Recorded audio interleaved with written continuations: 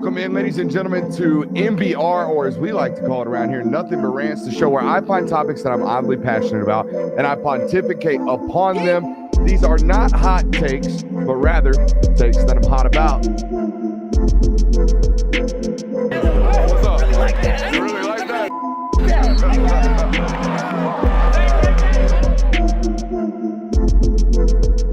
Let's shut up and grind some tape. What is up, ladies and gentlemen? Welcome into the Film God Network on a terrific Thursday evening. Normally, we do a whole hour of national topics, and then we get into the local topics, and we do an hour and an hour, and we split it up. I felt like today we'd open up today's show with the biggest news, I think, in college football. I mean, it seems to be EA College Football 25, the video game. Everybody wants to talk about that. We might talk a little bit about that tonight, but I felt no need to wait around or make you guys wait around an hour for my thoughts on the biggest news in sports today, or in college football today, which is another, set of arrests at the University of Georgia. So let's get after it. You are held to a higher standard as a collegiate athlete. It's one of the many things you're told ad nauseum as a collegiate athlete. You are held to a higher standard. You are held to a higher standard. You are held to a higher standard. When you get in trouble, it's going to be headline news. There's just no way around it. There's no ifs, ands, or buts. When you are a nationally known football player at a nationally known program, when you get in trouble, it's going to be plastered on headline news. You don't even have to play at Georgia to do that. You could play at, name any institute. You get in trouble, it's going to be headline news. Obviously, 2 Georgia players were arrested on Wednesday with a third involved in one of the incidents. What for, you might be asking? Well, you probably guessed it based off recent transactions in Athens. Reckless driving and racing. Now, I'm going to be honest. As I always am, I sat around all day once the news kind of hit this morning, and I contemplated how to address this, how to go about this. So let's start with what happened, right? What's actually being reported, what actually happened in these instances. Let's start with Bo Hughley, the redshirt freshman offensive tackle. He was arrested Wednesday for reckless driving and failure to maintain lane. He was involved in a single car crash on one of the many loops in Athens.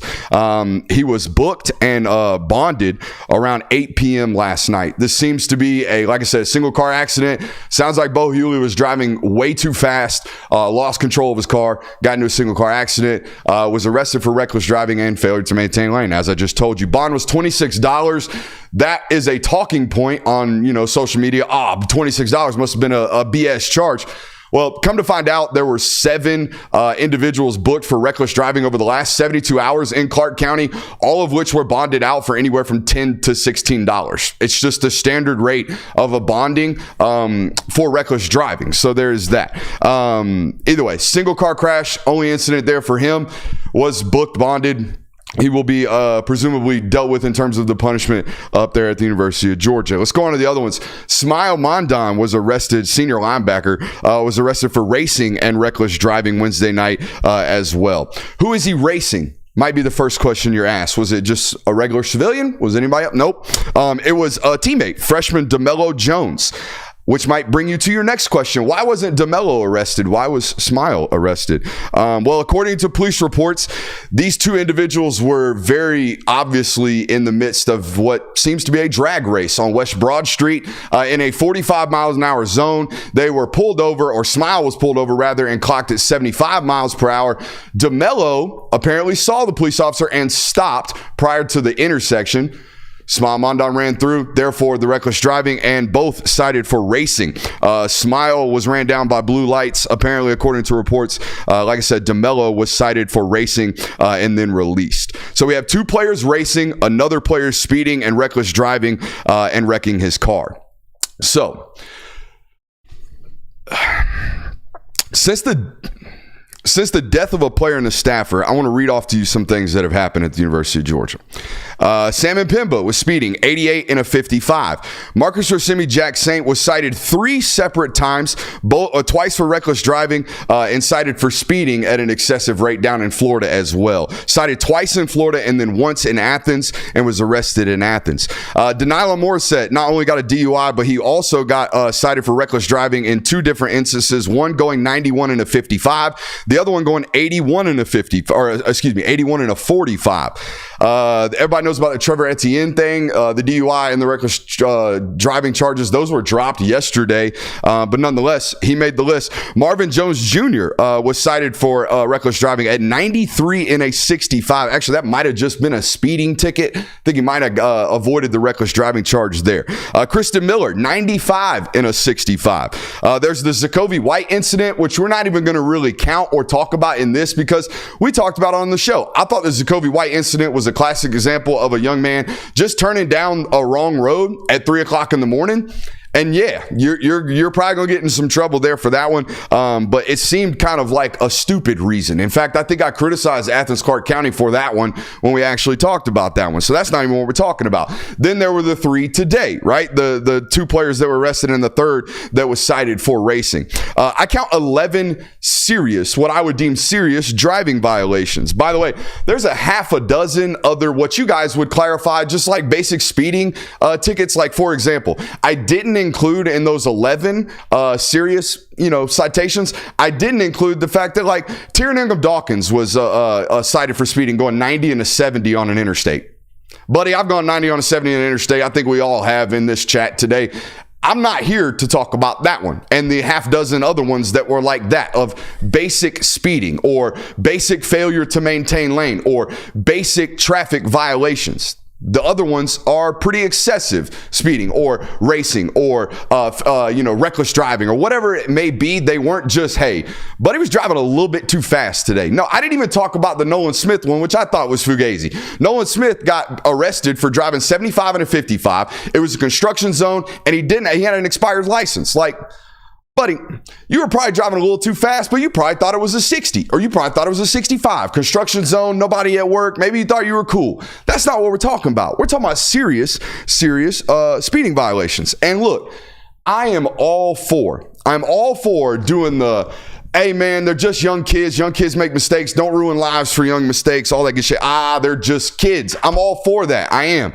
But at some point, someone has to do something because obviously stadium stairs and the potential that, hey, you might get critically injured in one of these, speeding violations or one of these racing instances. Like your life's on the line when you do this. Obviously, that's not helping. That's not stopping. Well, again, we've had 11 of these since one of the biggest incidences in Georgia history. Like it's a big one. Okay. And it's one that we all remember, right? All of them, 11 incidences since then.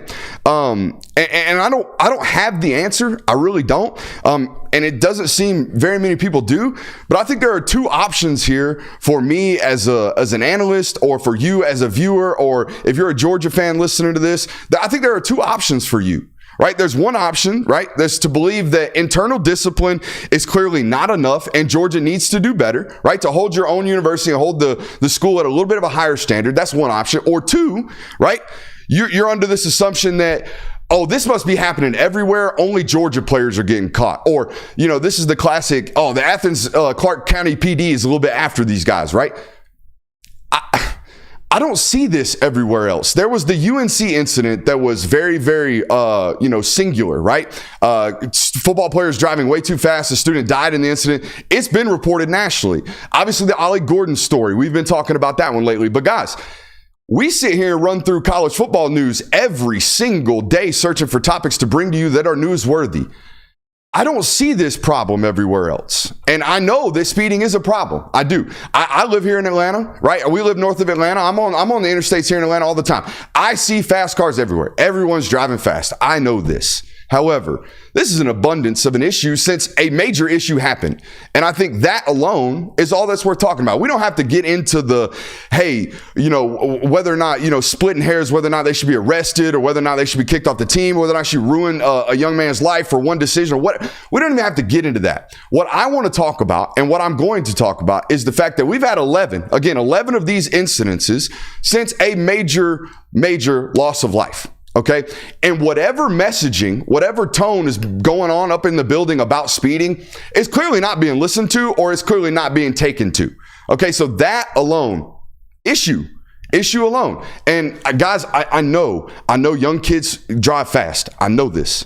but this is at a really, really high rate right now, and I don't see this everywhere else. And I'm very, very, because we did it. We have come on this show and we have done the, hey man, young kids, give them money, see what happens. Like this is just a problem. It's a problem everywhere. We've talked about that, but this is a lot. This is a lot of repetitive things, and for just the basis of, like, it looks bad on the university, it looks bad on the program to constantly be in the headlines. And I know maybe Georgia gets covered a little bit different than everybody else. I definitely don't see things like, we don't have to bring it up, some of the articles that got brought up last year about a certain defensive tackle. Like, we don't see that type of vigilante reporting in other departments and other beats. I get that. I totally understand that. This is an anomaly. This right here, what's going on, is an anomaly. And it's been going on for a year now. Kirby Smart opened up his SEC Media Days last year answering a question about this. It's been a year of this same stuff over and over again. Some of these kids, multiple offenses. So either way, something got to change. That's all I'm saying. Something got to change, and somebody's got to be held accountable. And I would like it to be, the young men driving these cars, because it's not safe, obviously. Yeah, I mean, it's frustrating, but it's also scary that nothing has changed over the last few years. Like, I mean, he's been asked about it before, and it sounds like efforts have been put forth, but you're exactly right in saying that. Eventually, like, you have to realize that your efforts of trying to help the situation aren't working, and something else needs to happen. Like, more extreme measures need to be taken, because, I mean, it is completely gotten out of hand. Everybody's tired of seeing it. Georgia's fan base, I mean, obviously they're tired of seeing in the headlines. Everybody would like for that to just be completely washed out and never be seen again. Yeah, the repeated behavior of it is, I think, what's the most alarming thing, because it's not like you have one-offs anymore. It's not like it's just so blatantly that the media and the Athens-Clarke County has it out for Georgia players, whether you believe that to be the case or not. The fact that this keeps happening and Georgia fans or Georgia players continue to put themselves in this situation for it to happen, that's a problem in of itself. You can go by all the other details. Oh, they're biased, they're against. Everyone has it out for Georgia players. Georgia players need to stop putting themselves in this situation. There's no reason to go 75 down West Broad, whether or not Athens-Clarke County has it out for you. The repetitive racing is... Yeah. Like, bro, I know these kids are driving fast cars. I know it's easy to go fast in fast cars. But you are making a conscious decision to line up next to another one of these fast cars and stick your foot in it. This is not, I'm on an open road, I'm all by myself, ain't nobody around, I'm going to stick my foot in it. Every red-blooded American has done that one. Not every red-blooded American's lined it up on the stripe and said, hey, you want to go? No, not everybody does that, especially after being told over and over and over again, this has to stop. This is what's so weird to me, because this coaching staff, of all coaching staffs, runs a really well-coached unit, man. They are so damn disciplined on the football field. They do everything right. No missed assignments, no blown coverages, no none of that. And then this stuff, you just can't get guys to listen? That's weird. That's weird to me, and I think it needs to be addressed. And obviously, they tried to address it. They have tried over and over again to address this stuff, and nothing short of maybe a suspension or maybe a hey, that's it, buddy, you're gone. Nothing has caught the attention of any of these individuals, so much so that a true freshman, he just got there back in January. A true freshman is now out here doing this in his Porsche Panorama. Like, clearly, there is more of a, hey, we're into racing here than there is a, hey, y'all don't need to be racing, right? Because the brand new kid just showed up and started doing it. So this has to change either way. Mm-hmm. Amen. I think I'm good there. All right. Welcome into tonight's show. Florida State and Clemson potentially on the move to a different conference, maybe, putting a final nail into the coffin of the ACC. KJ Jefferson got a comparison from his coach today, and it reminded me of another comparison another coach gave us last year. So we won't talk about that. Cam Rising has told us he's not coming back for an 8th season of college football, that his 7th season of college football is going to be his last, which raised my question of how in the hell does he have an 8th available? We'll talk about that tonight. SEC Media Days are next week. The shows will look a little bit different next week, sound a little bit different, feel a little bit different. But we have our awards prediction show. We're going to have a little bit of fun tonight with the SEC Media Days coming up next week. Glad to have all you guys in here tonight. Make sure you're hitting that thumbs up button, like, subscribe, and rate and reviewing. If you miss any portion of tonight's broadcast, you can find it readily available, however, wherever you get your podcast. I want to give a quick shout out to our friends over at Prize Picks. If you have not already, if you've not at least checked them out, okay? It's a awesome site, and it's very unique, is Prize Picks. There is no other place to do it like they have it in terms of prop plays, okay? So if you want to go over to Prize Picks and you are a first-time user, you can use promo code Brooks. You'll get a 100% deposit match. That means up to $100. They will match you instantly over there on Prize Picks. So put 100 in. You already have 200 and you're ready to go. It's like winning your first play, all right, right there on the spot. So head over to prizepicks.com, use promo code Brooks. Hit that thumbs up button, all that good stuff. We'll probably have to readdress that at the top of the local hour. I don't feel necessary to do so. I think I said my piece. So there's that. They've addressed, the chat's asking, have they addressed the guys? They've had speakers come in. They had Georgia State Patrol come to talk to these guys. They have every speaker and every word has been said that needs to be said in that building, and still ain't nobody listening. That's the whole reason we're having this conversation tonight. Okay. So there's that. Where do we want to start tonight, guys? This FSU and Clemson expansion.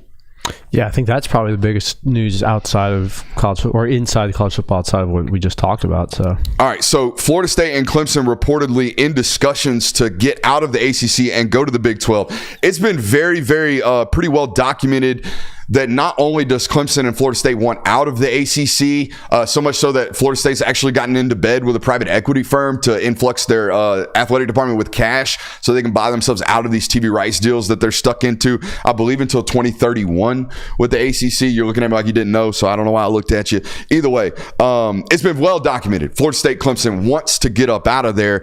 It's also been extremely well documented that the Big 12 is in serious expansion mode.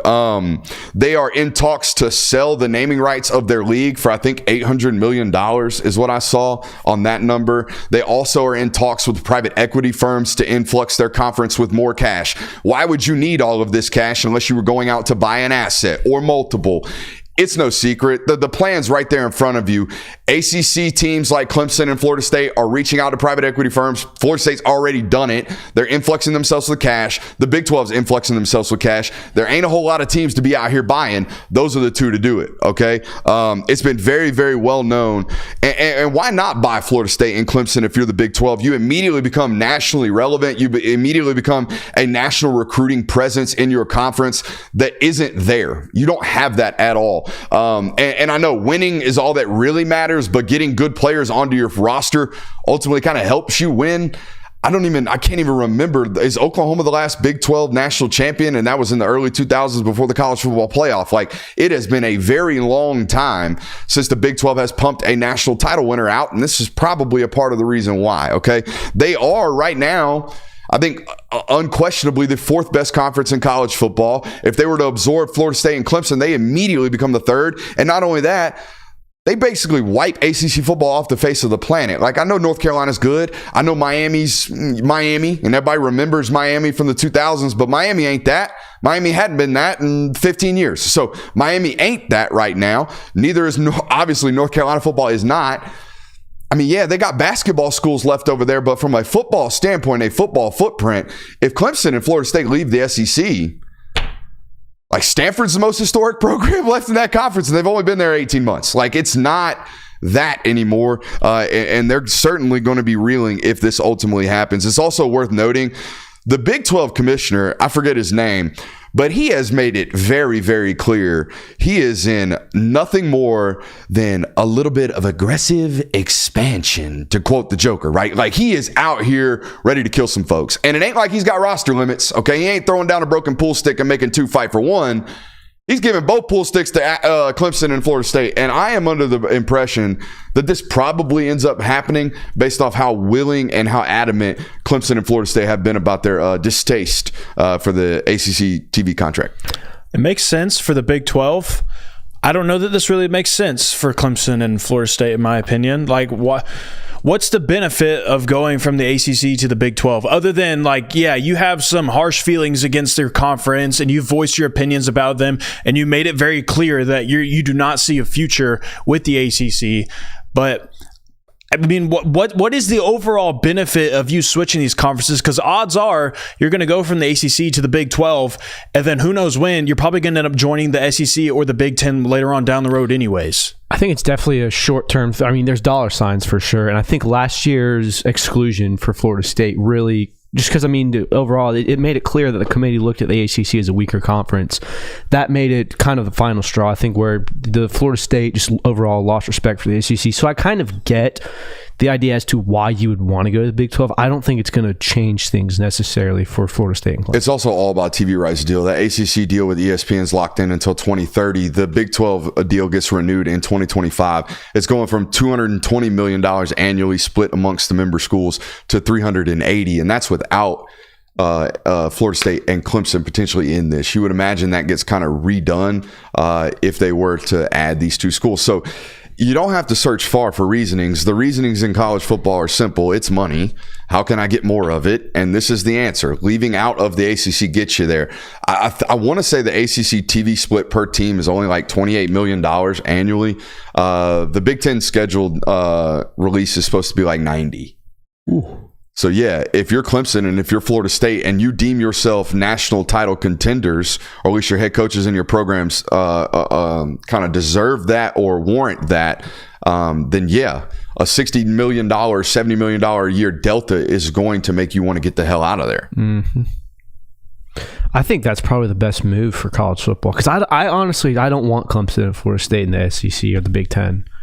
Just because you eliminate two conferences when you do that, because the Big 12 loses all relevancy when you have the super conference, and obviously the ACC dies with it. So I think if you have national powerhouses, at least two in a different conference, I mean, it's kind of trading the ACC for the Big 12, but everyone has and I know Sankey's been a little bit more boisterous about his intentions, and he's been a bit more clear about them, and all this conference realignment and expansion has kind of happened in the middle of Tony Petitti kind of taking over for the Warren guy, I believe was his name, prior to him as a Big Ten commissioner. So there hasn't been as much boisterous opinions from Petitti. However, I don't get the sense that the Big Ten, I could be wrong, I don't get the sense that the Big Ten wants Clemson and Florida State. Mm-hmm. It doesn't feel that way. Well, I mean, there's kind of this sense that maybe the SEC doesn't even want them, because, I mean, I've seen articles written about how if the SEC got to pick up the litter right now from the ACC, they would favor Duke or UNC over even Clemson and Florida State. That's interesting. I think I don't know if is it a unanimous voting or a majority voting to add another member school? I think it can't be unanimous. It's majority because Texas A&M voted no against Oklahoma and Texas. So you would imagine the only teams that would vote against Clemson and Florida State coming into this conference would be South Carolina and Florida. I wouldn't imagine anybody else has beef with that. Yeah, those two schools care because they're the in-state SEC school, and that's what they get to recruit off of. But I would imagine the other schools don't really care. This looked to me a lot like Clemson, or particularly Florida State, are almost desperate to get out of the ACC because they were talking with SEC initially, and those talks have kind of been put aside for the season upcoming.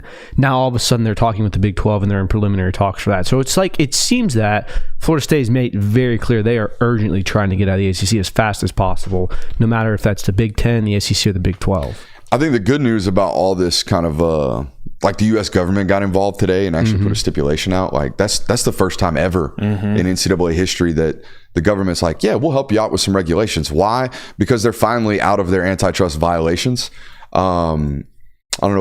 What I was going with this is I think the fear of a super league has died down a little bit because there's actually becoming regulation and kind of some settling of the waters in this wild, wild west culture of college football now. So the idea that the Big Ten and the SEC might just pick themselves up and go create their own super league, I don't fear for that as much now that House versus NCAA is at least going to provide some type of groundwork. It's going to be expensive, but it's going to provide some type of groundwork for what college football ultimately looks like. That makes me feel a little bit better about stuff like this. Yeah, I mean, just 4 months ago, we were sitting here like, holy crap, like we don't know the direction that this could go. This might ultimately end up being like disconnected completely from universities, and you just have like a minor league football league that's connected almost to the NFL. So getting more clarity again has been like the biggest factor in like these overall changes and these upcoming changes, like the revenue sharing, like that feels like a promising change coming to college football, but ultimately it still remains we don't know what exactly that looks like until it happens. Yeah, and I also get the feeling, I could be wrong about this, but this does feel like one of the final tectonic plate shifts for a while.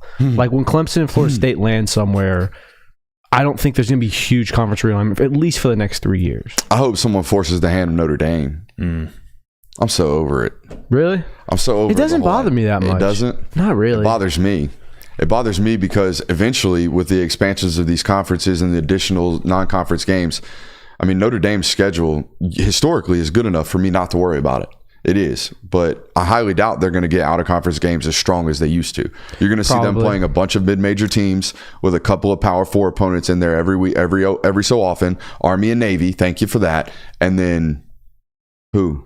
Yeah, but I mean, that could probably be to their detriment because they're not going to be at their respected schedule. For sure, but they're still Notre Dame. Right. And it's a 12-team playoff. Right. So they're still going to sneak in at 8 if they go 11-1. Probably, yeah. That's my beef. That's what I'm saying. Get over yourself.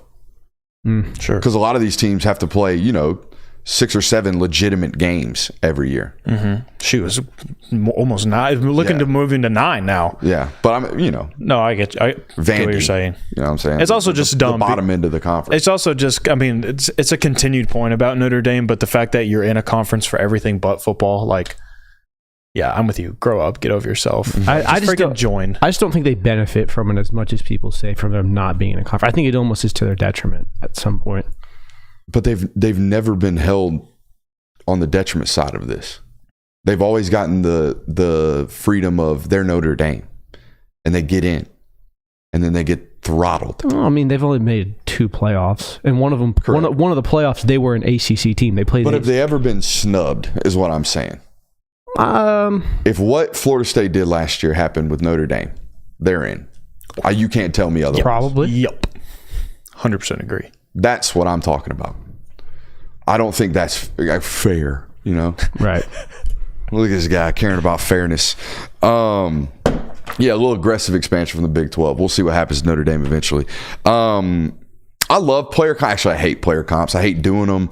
I think I'm pretty good at them, at least in my mind. I think everybody thinks they're good at them, though. But I hate them. I don't think they're ever, really substantial. But everyone seems to love them, and everyone seems to give them. You know how I know this? In every single NFL draft profile done by whether it's NFL.com or PFF or whoever, you're going to get a player comp at the bottom of it. 24/7 does player comps for all of their top, 100 players that they actually do bios on. The rest are left empty with copy and paste from Huddle, but don't tell anybody I told you that.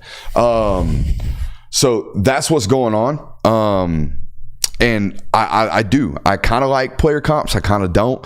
I really don't like them when they come from the head coach. When they come from the head coach, I know, man, you finna get some boo hockey. Like last year when Jim Harbaugh told us that his quarterback, who, by the way, in his career as a starter, J.J. McCarthy averaged 22 attempts, not completions, attempts per game.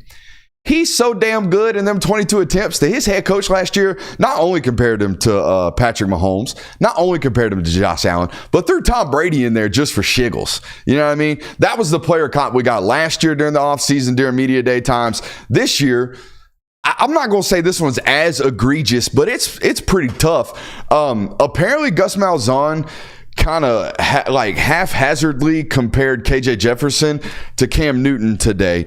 And I'll give Gus credit because Gus got quoted a little bit differently than headlined rather, a little bit differently than he got quoted. His quote essentially was, in my lifetime, I haven't seen anybody as close to Cam as KJ. With just in terms of how physically gifted, how physically big he is. He's 2 inches shorter and about 20 pounds. Oh, no, I think they're about the same weight, but he's like 2 or 3 inches shorter. And he talked about deep ball accuracy, and he talked about the ability to run the football and all this stuff. And he kind of haphazardly did it. Everybody else ran with the comp. I'm not here for the comp, and here's why. Cam Newton's last year at Auburn, only year at Auburn, and only year as a starter, 2,800 yards passing. Did you know he almost rushed for 1,500 yards in that season? That checks out. So KJ Jefferson is really good. KJ Jefferson's I would almost venture into great college quarterback discussions. However, KJ Jefferson's never thrown for 2,800 yards, and KJ Jefferson's never ran for more than 650. He ain't nowhere close to Cam Newton. He's big. And that's where the comp stops. He's big. And I think that's what the whole comp is centered around, is like, oh wow, we have a big running or a big quarterback that can run also, it can also pass. Like that's what, and he wears number 1. I mean, like he does all these things. Like, I mean, it's just, that's where it stops, and that's the only thing you can say about it. I think people forget how damn elusive Cam Newton was as a runner. He was. I mean, we ain't talking about like 4 yards in a cloud of dust. We're talking about a dude that could break one for 65, 70 on you against LSU, break through a couple tackles and outrun Pat Pete. Like, this is a different human than, 3 yards in a cloud of dust, which is what KJ is. I mean, he's really hard to bring down. I think, he probably could have been used in the rushing game the last year at Arkansas a little bit more, but you don't know how much that is due to, general health and safety, or general health of the individual. But no, This was a haphazard comp that everybody ran with, and I'm okay with it, but I'm not. I mean, to be fair, in Gus Malzahn's defense, what he said isn't incorrect.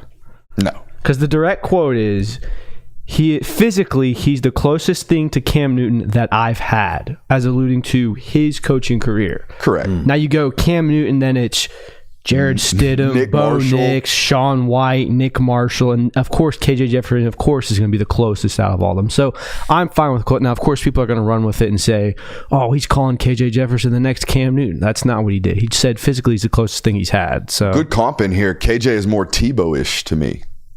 Yeah, I would agree with that. But Gus Malzahn didn't coach. About a 4.78 runner. Probably. But Gus Malzahn didn't coach to it. He coached Cam Newton. So I'm fine with the comparison. I think people overreacted to it. I don't think people read the direct quote. Daniel Denny, an Auburn fan in here, saying without Cam Newton, Auburn is 8-4 at best. Nick Fairley's the only other pro on that roster. I was about to say, that might be putting it lightly. Yeah, like they might have been 500. Yeah. Yeah, that was But dude, I mean, it's really like the only example outside of like in the earlier years of college football where you have your Bo Jacksons, your Herschel Walkers, and those people who like just give them the rock 50 times, they'll carry us to a national title. He's like the only modern example of he literally carried an entire football team to a national title. Yeah. Yeah. In my lifetime, he's the only example. The only example. I think the only other closest, and he had there was 2 of them, was Darren McFadden and Felix Jones. Mm-hmm. Like they were so good that Arkansas was an SEC West champion. Yep. Like that's as close as we've seen it, and they weren't even. I mean, there's no way they were winning a title that year. Everybody kind of knew that. Mm-hmm. But yeah, that's the closest thing I can get. Jameis Winston, I think, carried Florida State. Buddy. What? There were 20 pros on that roster. Devontae Freeman, I mean, Kelvin Benjamin. I mean, the list goes on and on. There's Jalen tons Ramsey. of them. Yeah. Cook. Yeah. The first Cook. Was Dalvin on that team? I'm pretty sure. No, Devontae Freeman was the running back. Okay, you're right. Dalvin was drafted in like 2016. There's a whole defensive roster was loaded. Yeah, I mean, there was that Florida State team was stacked. Florida State team was loaded. KJ Jefferson's going to be good though this year. Is he an upgrade on Rice Plumlee? I think so. I don't know. Actually. Rice would have been insane had he stayed healthy. Let's ask it this way. Christian, you put money on John Rice Plumlee last year in week 1 of college football. Are you doing the same with KJ Jefferson? It's a great question. I'd have to see the line, but I mean, I put the under on John Rice Plumlee. It was like 3 touchdowns, I think.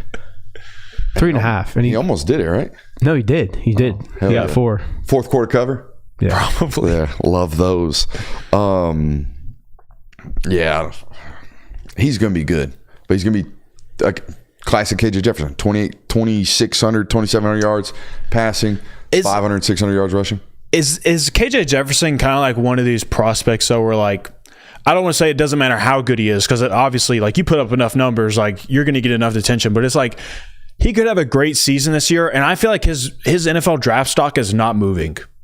No, probably not. Like, he's just one of these college players where it's like, we learned about you in year 2, like, we saw enough of you, like, and we're just kind of like, that's who you are at this point, and you can't really do much to fluctuate. I will give KJ this: his second year as a starter, Kendall Briles left. So you got a new offensive coordinator, and it, like, say what you want about the Brileses and their history, and it's not great. Okay, it's not great at all. Really, really bad, in fact. But say what you want about the Brileses' history, those jokers know how to coach offense. And by the way, when I watched Arkansas during Kendall Briles' years, the first thing that came to mind was, oh, he's doing Auburn shit. He's doing Malzahn. Yeah. Like, it's all the motions, it's all the misdirection, it's all the pre-snap glitter, and then a bunch of options, right? Like, basically running the triple out of gun with some air raid concepts, right? We're either going to run the option at you in one of these different directions. We're going to do some type of run game scheme here, and then off of that, we're just going to straight vert you off of that. And that's exactly what Gus kind of talked about today. We are a run-based, play-action, vertical passing attack. That's why KJ fits us. So he's definitely going to have a resurgence, in my opinion, back to what he was when everybody thought of him as this. But yeah, I don't think we're anywhere near the Cam Newton discussions. Can I make another proposition for someone who carried? Camo. Dak Prescott. Ooh. Yeah, I can't name another Mississippi State. The running back that I have, I don't remember his name. Like the bowling ball dude? Yeah, he was good. the wrecking ball. I can't even tell you his name. That's all I know him as is the wrecking ball. He was good. But other than that, Dak Prescott probably. I'd say that's number 2. Like, if we're gonna rank them, I'd say that's like second closest. Right there. Yeah. Upon it. Let's talk about Cam Rising, shall we? Let's do it. So Cam Rising was asked today at Big 12 Media Days if he was going to come back for his 8th year of college football next year. To which I was like, dude's got an option to come back at 27? Dude's got an option to play another one? What are we talking about here? Apparently Cam Rising has not 1, but 2 years left of eligibility. And I racked my brain for a while trying to do the math on this, because Cam Rising enrolled at Texas in 2018. Good Lord. I had just finished up college. I hadn't even started covering the University of Georgia. I didn't even graduate high school yet. Enrolled in 2018, in which he redshirted. So we'll just mark that one off. In 2019, he transferred to Utah, and he set out. Now, I was under the impression that sitting out cost you 1. Like, it's just a year of your eligibility. That's tough. You've already redshirted. You can't redshirt twice. That was my impression. So there's 1. You start for 2 years at Utah. There's 2. We medically redshirt. Doesn't count, right? Last year, after he tore his ACL at the end of the 2022 season, sits out all of last year, gets the medical. This next year, you would assume, would be his 4th and final year of eligibility. No, says the recent Department of Justice proposal consent decree. It's called a consent decree. Decree with a C, not a G. The Department of Justice basically said, hey, it's illegal for the NCAA to tell people that they can't transfer. So my impression was like, oh, free transfers. Everybody can go whenever they want. They're going to be automatically eligible. That is true. They are automatically eligible now. But also there's retribution. If you were ever forced to sit out for a season by the NCAA because of this DOJ decree, you get that year back. So when he had to sit out in 2019, he gets to come back. That's a whole nother free year. So Cam Rising has 8 years, and he said he's not going to do it. Now, my question is, do you believe him? I don't know, dude. Hell no. Why would even? I mean, why wouldn't you come back at this point? I don't know. Like, we all agree he's not going to be drafted. Or I mean, not high. If he is, he's not going before the 5th round. No, I don't think so. So it's like the missing returns. You come back and have another year of college football and then probably get the same draft status as you would have. Why wouldn't you do that? Because people would make fun of you? Yeah, but I mean... But you're already 26 on a college campus. Why not be 27? Yeah, what's the difference, bro? You know? Like, once you get past 23 on a college campus, like, it's... And what if Utah catches like a last-minute L to, like, I think it's Colorado State, week 13, and they lose the Big 12 and they don't get a chance to play for it or something like that? What if he loses the Big 12 championship and doesn't get to go to the college football playoff? What if there's some pain here to make him want to come back for an 8th? Because I think that's a possibility. The only pain he's feeling is in his legs. Golly, them things are deteriorated by now. I mean, buddy, you've had 7 shots at this. It just ain't in the cards if you don't make it this year. Like, it just ain't happening. It's time to move on, in my opinion. Bro, go for an 8th. Oh, yeah. Keep holding on to that roster spot. There's no problem with it. You keep on holding on to that. I mean, the only problem is, like, how do you recruit a quarterback? Exactly. You know? Yeah, I mean, I guess you don't care about it until he's gone. Him coming back, find a new one. Yeah, it's definitely to the long-term detriment of the team because you're wasting a roster spot for 1 year where you're going to hurt your recruiting. You're going to have someone probably transfer out because they're not going to start that year. So it doesn't make sense for the long term from Utah. That's why we see so many college coaches or college players say, yeah, I was told by my school it's time for me to go, not use that last year eligibility. But if I'm Cam Rising, why not? What's Cam Rising's NFL draft stock? Legitimately, we think it's 5 to 7, but Google Cam Rising NFL draft. See what pops up. I'm just curious. Might get an NFL mock draft database link or something. Might give us what everybody else thinks about him. But yeah, he's very physically limited. Arm talent's not that great. Undrafted game manager. Undrafted. So there you go. We were overall 135th. 135th? 835th. 835th. That's a lot. That's down there. Yeah. So yeah. And age is going to be an issue for you. Yeah. Even this year. So why not? Just come back. Just come back, baby. Get a nice NIL check. Be a legend at Utah. And you know what? I don't have to get familiarized with another guy at Utah. For real. I can just talk about you. I'm down with it. I don't know. I wasn't here for the McCormick stuff. I ain't here for Cam Rising. I wasn't either. I'm not here for that. I definitely wasn't here for the Miami tight end shit. Yeah. Or Buddy's going to play for a decade in college football. That's what I'm talking about. Yeah. The McCormick guy. I'm not here for that. I'm not here for the Cam Rising staying around for this long. No, I don't, like, from a personal standpoint, I don't think it's good for football. But if I'm Cam Rising, do it, bro. That's fair. What do you have to lose? Surely, like, there's a UFL team that'd pick you up. Oh, yeah. Yeah, but he'll make more annually in NIL. Here's the trick. All he's got to do is grow out a flow like Sam Hardman, and then everybody will just love him. Everybody will just talk glowingly about him. And he'll go to the NFL Combine. Is he as handsome as Sam Hartman? No. Sam Hartman's top 5. Top 5 handsome. Drop the 5. Who is your top 5? Oh, Marcus Freeman's in there. Oh, so you're doing players and coaches. Oh, just college football personalities. So you called him out about the hair plugs no, dude. and everything. Look, hey, hold on. Time out. Artificial handsomeness. Hold on, stop. I'm throwing a flag on the play. Stop. Whoa. My accusations, which are not false, they are based accusations about him using PEDs on his hairline, are not me judging him. They are me saying I would do the same thing. Look, man, it's going a little bit. And you bet if I had the money to be out here plugging the flow, it would be plugged already. And you wouldn't even know. I would just be plugging it, right? So, no, the accusations against him are just, and look, I'm not downgrading his handsomeness because he's out here putting PEDs on it. In fact, I'm like, you know what? Man cares. He's putting in effort. Give him an A+ on the effort category, and he's still devilishly handsome. He's in there. Let's see here. Who else is really, really good looking? We'll have to get back to you on that one. I'm going to have to round out the top 5 by the end of the show while one of you guys are, gallivanting upon. Okay. All right. I'll come back. I got those 2 down. All right. We'll put those 2 down right here. All right. Hartman.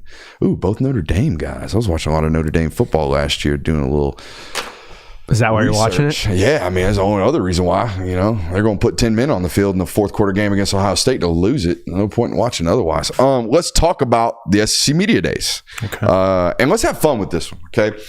Everyone's done the rundown. We've already done the news on this. We'll be out there. Well, I'll be out there Monday in Dallas for SEC Media Days.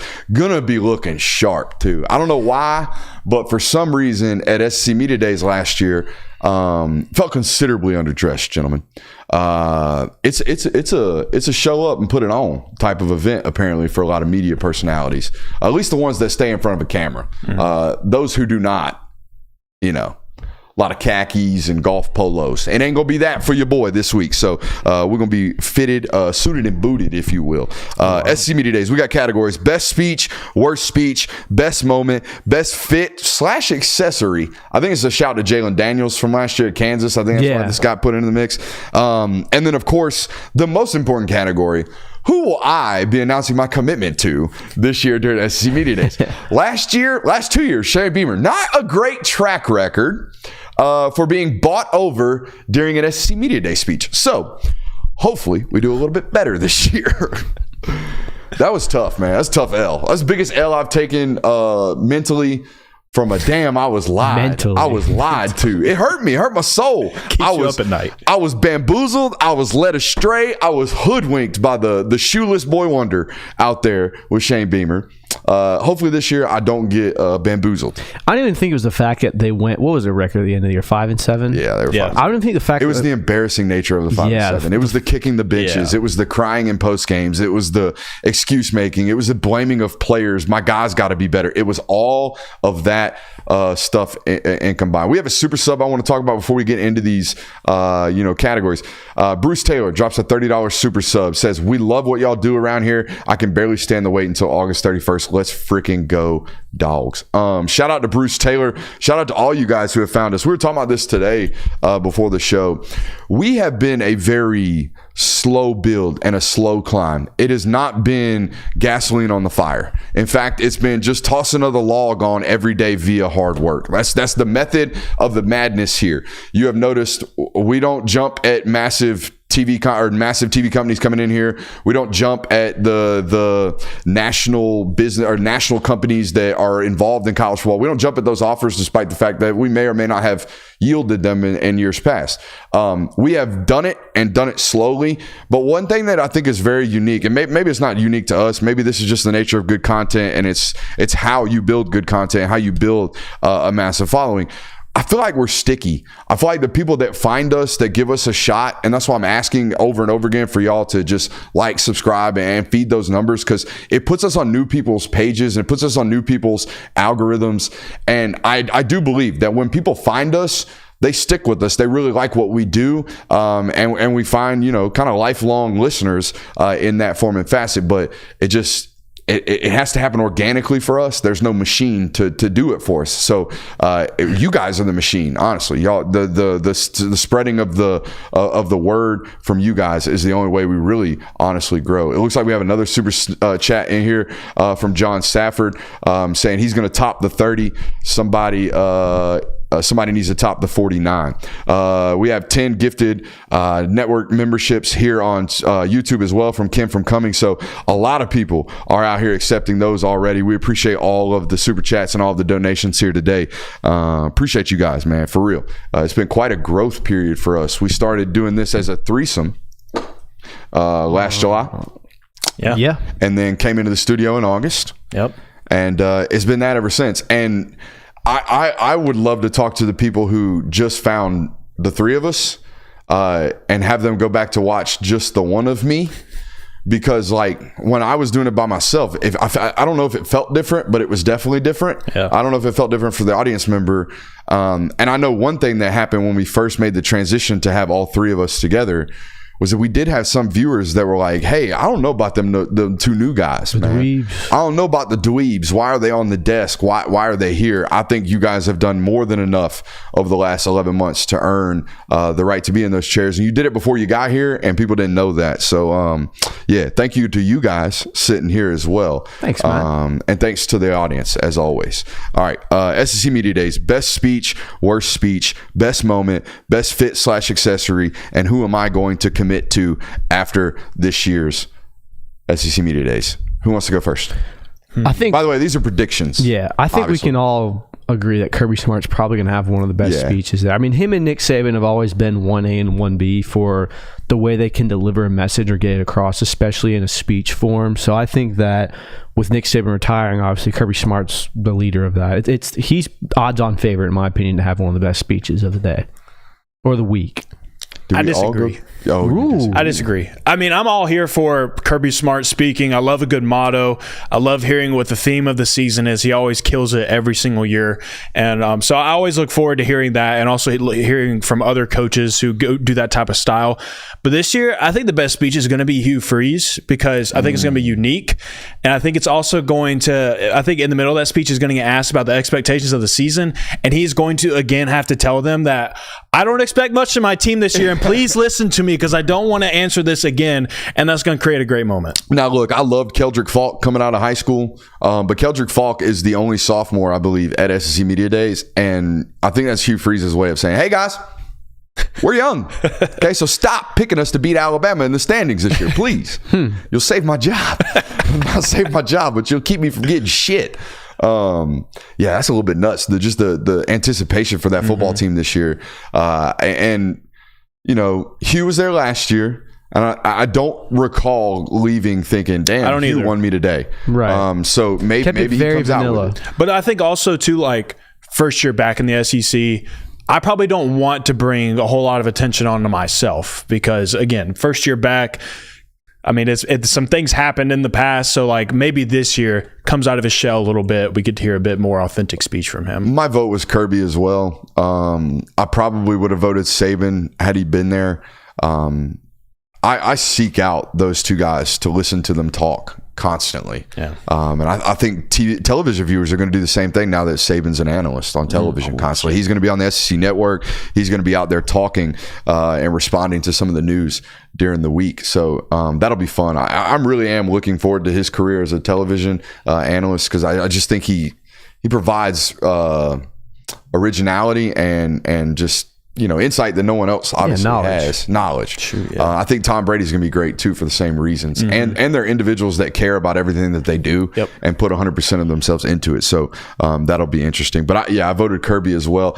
I don't know what it is. Actually, I do. He's an expansive reader, it seems, because every year he brings us some quote from something that he read or something that he was doing or some new ideology that he brings to you. And the other thing I've noticed about Kirby through these speeches is just how much of an introspective human being he is. It's not always just about, and he is. He's one of the bigger micromanagers in college football in terms of he wants his hands on everything. He wants to make sure everything's done to his standard. But how he finds the time to do all of that while also being the brain power and the brain stem behind the change within the program and how they're going about their processes and all that stuff.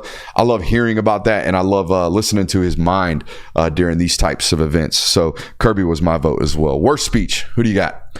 I put down Hugh Freeze. Really? Yeah, for the reason of last year, he kept it very vanilla, and I'm very afraid he's going to hit us with Bible verses, which coming from Hugh Freeze is very disingenuous. I know that everyone has a past and they can change, but you're not going to like what I'm about to tell you.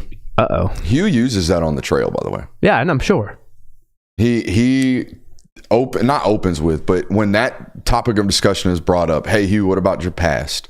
The immediate pivot is, look at all the tribulations that I've overcome. Look at all the changes that I've made in my life. I've gone through the hardest. I've gone through things, and I can kind of teach you, or if something were to happen to you, I can cultivate that, you know, and help you get through that because I've been into the dark side of my life as well. So, and if that works it does. I've heard prospects say that it speaks to them in the sense that it kind of alleviates some of the counter recruiting that Hugh probably gets. That's great for them. It hasn't won me over yet. So Clark Lee. That's fair too. I got Clark or Billy. Billy is so monotone. Yeah. He can't afford to act like he doesn't care about this again this year. And I'm not accusing him of that. But your energy, your body language, how you go about answering questions, that all portrays to me whether or not you want to be there. Billy's energy last year was it was lacking in front of the television, and it was damn sure lacking in the other rooms that television cameras aren't allowed, right? Just the audio or just the print, press conference availabilities that not everyone gets to see. I know y'all watch the ones on SEC Network when they're up there giving their speech and then they open the floor to questions from the national media, but they also have other rooms that they go into. And when you follow that guy around last year, he just lacked the juice and lacked the spark. I think he has to bring that, even though I don't know if it's in him. I don't know if he can. I don't know if he's got foos. Well, even if he tries to be, what do you like go up there and pretend to be excited about? Like, we've got really tough schedule, guys. I'm looking forward to it. Buddy, he's got to sell his fan base. That's what I'm saying. That's what I'm saying. I just can't, if I'm trying to sell, the first thing I'm thinking is, what can I pretend to be excited for and build momentum for? Like, DJ Lagway, we're really excited about him. Other than that, like, everyone knows this schedule is going to be walking through like a hallway full of chainsaws. Plus, it's a little hard to receive that energy when he's just looking at you through his eyebrows. Damn, he got big eyebrows. Dude, every picture you look at him, I didn't even notice. Hold on, let me look this up. Yeah, just look it up. Like looking through his eyes. I gotta look it up now too. Yeah, it's a little distracting. That's what I remember. Oh, yeah, I get it now. I see what you're saying. Yes. So he's just got like that super serious, me no fun. Me no fun. This work. Me no fun. This work. Oh, gee. What's he Googled? He just Googled eyebrows. And he's like, it's not his eyebrows. It's the constant stance of his eyebrows. Boy. He got a good pull right here. Oh, okay. It's Billy Napier. Put in the solo shot of, oh my God, that's not it. He does stand like that in a lot of photos. I have one right here of him doing the same stance. Wait, I'm telling you. What the hell happened? Oh, I clicked on the actual article. Yeah, he got the same stance. It's a little distracting. Oh man, it's a tad bit distracting. The monotonous tone is what's distracting for me with Billy. Billy has zero aura. Yeah, that's a fair assessment. What's the funny thing is he did when he came in. Bayou Billy was like a big thing, and then he started losing. Billy Bags, Bayou Billy, all those things were a given to him. Yeah. They were given. Like the first year he got there, there was some aura around it. With the Billy Bags came out because he had a massive staff and he actually had some type of recruitment buzz when he first got there. Right. And everybody just assumed he was buying everybody. But yeah, man, we got to have some type of foos. That's what we're looking for. Fake juice. Because I know these guys don't want to do this. Yeah. I bet Dan Lanning would be electric at one of these. Now, obviously, he has them out there in the Pac-12, but I'm not. Required to watch Big Ten. I'm gonna do that a lot. Maybe you should do like a live reaction to them. Those are big now. I have had people like basically say I should do a breakdown of like a press conference and stop the clip and be like, so this is what he actually means. But I don't think people would like that, so we're gonna avoid that. People love reaction content. They do. Any other suggestions for worst speech? We got Billy. Clark Lee I think Clark Lee is just a hammer home for. Yeah. It's a snooze. Yeah, it's tough. I don't know enough about Jeff Lebby or Mike Elko, but I feel like those could get pretty boring. But you'll want to listen just because. Yeah, I mean, you'll be interested at first, but I feel like very quickly into the speech, you'll be able to figure out, okay. It was Clark Lee last year that like gave an entire breakdown of his roster, right? Yeah. For like 20 minutes. Yeah. Clark Lee, his first year doing it in Atlanta was 37 minutes. Last year was 33. Yeah. That's tough. Chat's saying Venables. I've never heard. Venables is a defensive coordinator. Yeah, he's got to have juice. He's got energy. Got to have energy, you would imagine. All right. Best moment. What do you think it's going to be? From the coach, I think Shane Beamer is going to get very irritated by questions. You think so? And get very short with him. It's going to be fun to watch. Because, everyone knows he's coming in this year. He's on the hot seat. Things aren't going super well. Reporters are going to ask about that, especially ones that are outside of the South Carolina beat. And I think he's going to get very testy. I think that when Sam Pittman gets asked about his future with the program, he's the only person that'll laugh at your face when you ask him about getting fired. Like I can see him just like chuckling and be like, that's gonna he be had all very right. Low energy last year. He did. Very low. It seemed like he felt defeated going in. I don't know if it was that. I don't know how many of these coaches actually want to be there. Yeah. And actually, do they think, Kirby obviously looks at it as an opportunity to talk about his program, which everyone should. Saban was the same way. He would come to the meetings with something to note and to say. Chat said he's probably hungover talking about Sam Pittman. I doubt that, but he just not wanting to be there is not the right answer or not the right saying. He very, very, very much so looked low energy, which we can't have that. We gotta be juiced up for that 20 minutes, man. Whether they just pump you full of Adderall or something, you got to go out there and just be woo. All right, lots of juice, in my opinion. Shane Beamer's a good one for like best moment. It's gonna be awkward. Like I've talked to South Carolina beat reporters that have no idea what questions they're gonna ask him. Oof. Because they got to go see him. Yeah, you know what I'm saying. They got to go see him after that. But the only questions you want answered are, "Hey man, you feeling the pressure?" That's the number one question I would want. It's like, "Hey, do you feel like you're on some type of hot seat? And if you are, like, how do you respond to that?" I asked him a question last year about never have been a coordinator. I don't know if he liked that very much. He did not. No. I don't think Me he and Jay did. were watching and goes, he didn't like that. He answered respectfully, though. He did. But he was like, "You're wrong. Yeah. Let me tell you why. You're wrong. Let me tell you why. I've actually led rooms with entire rosters in them because I was a special teams coordinator." Awesome, bud. Yeah, it made you look stupid, dude. Yeah, real dumb. 5-7.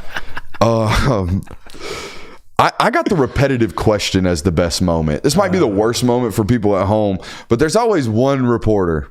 Last year was about AI. Oh, my God. Last year was about AI. How are you using artificial intelligence? How are you using artificial intelligence? How are you using artificial intelligence? There will be some yahoo there this year doing the same thing. And last year it was great because some coaches were like, "What's artificial intelligence? What did you just ask me?" Hell like, is that? Ma'am, I do not know. Like that has not even crossed my mind, not even in the top 50. But thank you for asking, I suppose. Yeah. That's going to be a tough watch. You know what really frustrated me about that? You only get there's only like 8 or 9 questions asked. Depending on how long they go. Depending on how long the guy goes in terms of his speech, when he opens it up to the floor, there's only 7 or 8 questions, and she got picked every time to ask the same exact question. And I guarantee you there will be somebody like that again this year. It'll probably be NIL based or video game. Yeah, or House versus NCAA or That's the video game. Video game. NCAA 25 will be the repetitive question. Yep. It's not NCAA 25. Yep. That's going to be and honestly, that's a better question than AI. Think so? I think so. I think you're going to get some better answers from it. Like, you're gonna, instead of being, "The hell is AI?" It'll be, "No, this is how we're going to deal with it," or "This is our expectations for whatever," or someone's going to have some fun story. What did Allen Iverson do? All right, best fit or accessory to the fit. What do you got? I'll give you mine first. I'm going to go Luther Burden. You're going to Luther Burden? That's my prediction. That's it. He's going to be iced out. Yeah. Wide receiver. Do you think he brings his chips? You know, he's got his own rap snacks. Huh? He's not a rapper. A version of a rap snack. They're not called rap snacks, but they look just like them with his name on it. Gotcha. And his Did picture. not know that. Yeah, he's got his own chips. You think he brings them? I would. Why not? Why not? Put them up on the stand while you do your speech. Do they do speeches? Yeah, they get their own. Well, they get their own little podium, and then people come talk to them. My vote was Deion Walker. Big 6'7", 350-pound defensive tackle from Detroit, Michigan, by way of Kentucky. That dude's going to be in a suit, and it's going to be a lot of suit. A lot of suit. I hope it's like salmon. Salmon. I hope it's just anything but blue or gray. You know what I mean? Give me something. Carson Beck might give it a run. I was about to say, he was my other one. He showed up in a red dress suit, nice. right? Got to dress. He got to be in a red suit. Red suit would be tough. Red suit, almost like a tux with black wings on it. I can see it right now. Does he drive the Lambo truck? They have it shipped over? Probably not. Or does he fly private? Or does he fly, and just gets over there somehow? I'm just not realizing that SEC Media Days is the Met Gala for college football players. No. They don't. It's not like that. They don't put it on like that. When else did they put it on? I don't know, but I saw Big 12 players were just in like regular street clothes. Really? Yeah, because I saw a video of Shadur saying that people were talking shit about him in the SEAC, and he ain't never lost the SEAC game, and then told the reporter that everyone's their Super Bowl.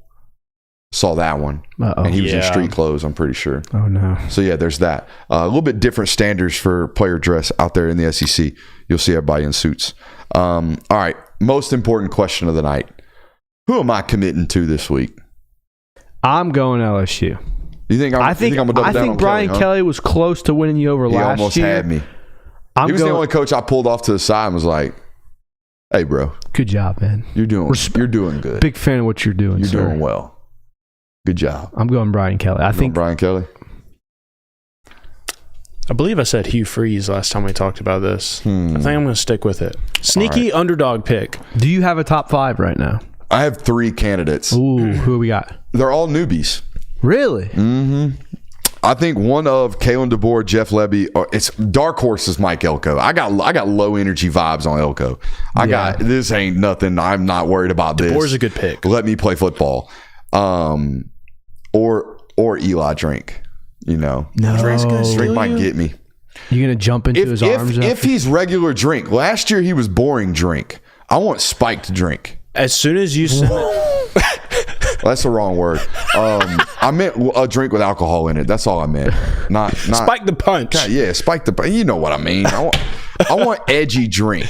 That's as what soon I want. as you send a text message in the group chat about how much you think Eli Drinkowitz is cooking, I'm sending a picture of him bear hugging the grown man. Oh yeah, just like reminder, bro. That'll settle me down. I gotta keep you in check on that one. Bear hugging a grown man in flip flops and cargo shorts. Not even bear hugging. Jumping into his arms and wrapping your legs around cradling. him. Movie hugging from a female to a male in some cargos and flip flops. Worse than giving the feet for free? Yes or no? It's neck and neck. Okay, this is why it's worse. That was put all over social media. Shane Beamer was not spreading the feet for free visually on social media. Yeah, correct. Brandon Marcello was just giving us that. Yeah, he just gave you the information, but which you kind of had to picture it yourself anyways, but I think it was the camo cargos that did it for me. I was just like, oh man. Even the wrapping the legs around the man hug. Eli's a little guy. You know what I mean? The dude in the photo or the video looked like a big man. Yeah. Sometimes it's just gravity takes you. Momentum with the legs there. If you're that small, I've never been in that situation, but maybe Jonathan can pick you up after the show. We'll find out if it naturally happens. I'm good. Thank you. Okay, I'm good with that too. This is also going to be an interesting year to see if you have a curse. Because you commit to Shane last year and shit went south very quickly for that. So, I mean, very quickly. If you commit to, say, Drink and Missouri goes 8-4, you're the book it with Trent for college football coaches. That could be interesting. That reference, but okay. He's this guy that is known for placing bets, and he's the fade. Like you fade him every time. Every time you fade him. Yeah, well, definitely fade me on commitments to coaches. So we'll have to see. Don't tell us though. Like don't. No, I'm gonna tweet it. No. Yeah, dude. Yeah, make an edit. I was thinking you announce it on the show next time we're all together. Okay, make an edit for a top 3 after SEC Media Days. And then announce on the show. And then we're coming on the show Monday after SEC Media Days and we're announcing. We'll get you hats and everything. I don't think I'm allowed in Hayes Foss's DMs for that one. You don't need that. We got our own edit guy. I'll tell you Hayes Foss's story after the show. Mark that one down. Should we transition to the local hour? I believe so. All right, let's do it. We'll see you in about 45 seconds. I got a loaded local hour here. We're going to readdress the arrest situations. We're going to give you a full class projection. That should have been in the headline of tonight's show, but if you're a Georgia fan, you're going to stay around. I'm giving you basically all of my sliding scale majiggies right here on the show right now. See you in a second.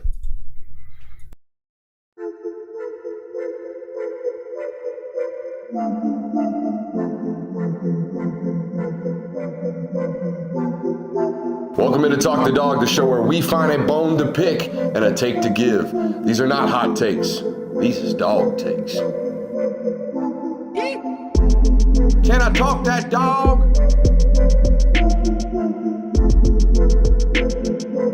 What's up? You really like that?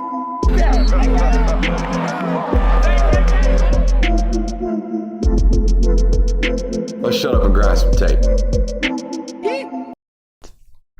Yo, y'all are wild in the chat tonight. We love it. Keep it cordial. All right, got a local hour for you. Again, address the arrest and the issues going on at the top of the show. I'll readdress it really quickly here because apparently y'all don't like me.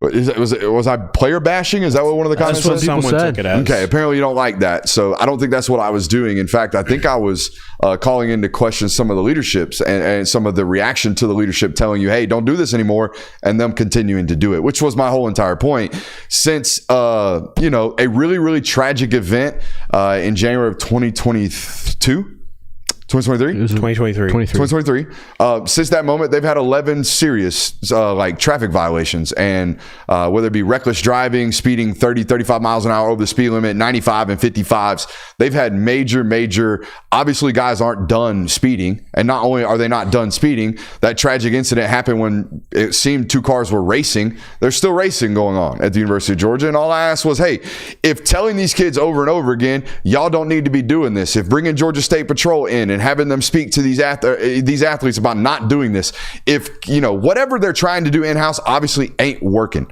Okay, that's all I said. So here we go into our actual local hour. We're going to talk about the home and home news with UCLA. We're going to talk about a bunch of different Stetson Bennett quotes. We're going to give you our favorite mailman moments from his time at the University of Georgia. We're going to do a Beck versus Stafford comparison, believe it or not, tonight. Jay Will had a great article out on Dogs Daily today. We want to talk about that and give my boy some shine on that as well. And of course, like I said, I'm going to give you my class projection coming up. There's 19 commits. That's what I'm going to do right now. Go ahead and hit the thumbs up button, like, subscribe, rate, review, all that good stuff. We got to readdress you right there. Shout out to Prize Picks, 100% deposit match, promo code Brooks at prizepicks.com. All right, took care of the business. Let's actually talk some stuff here.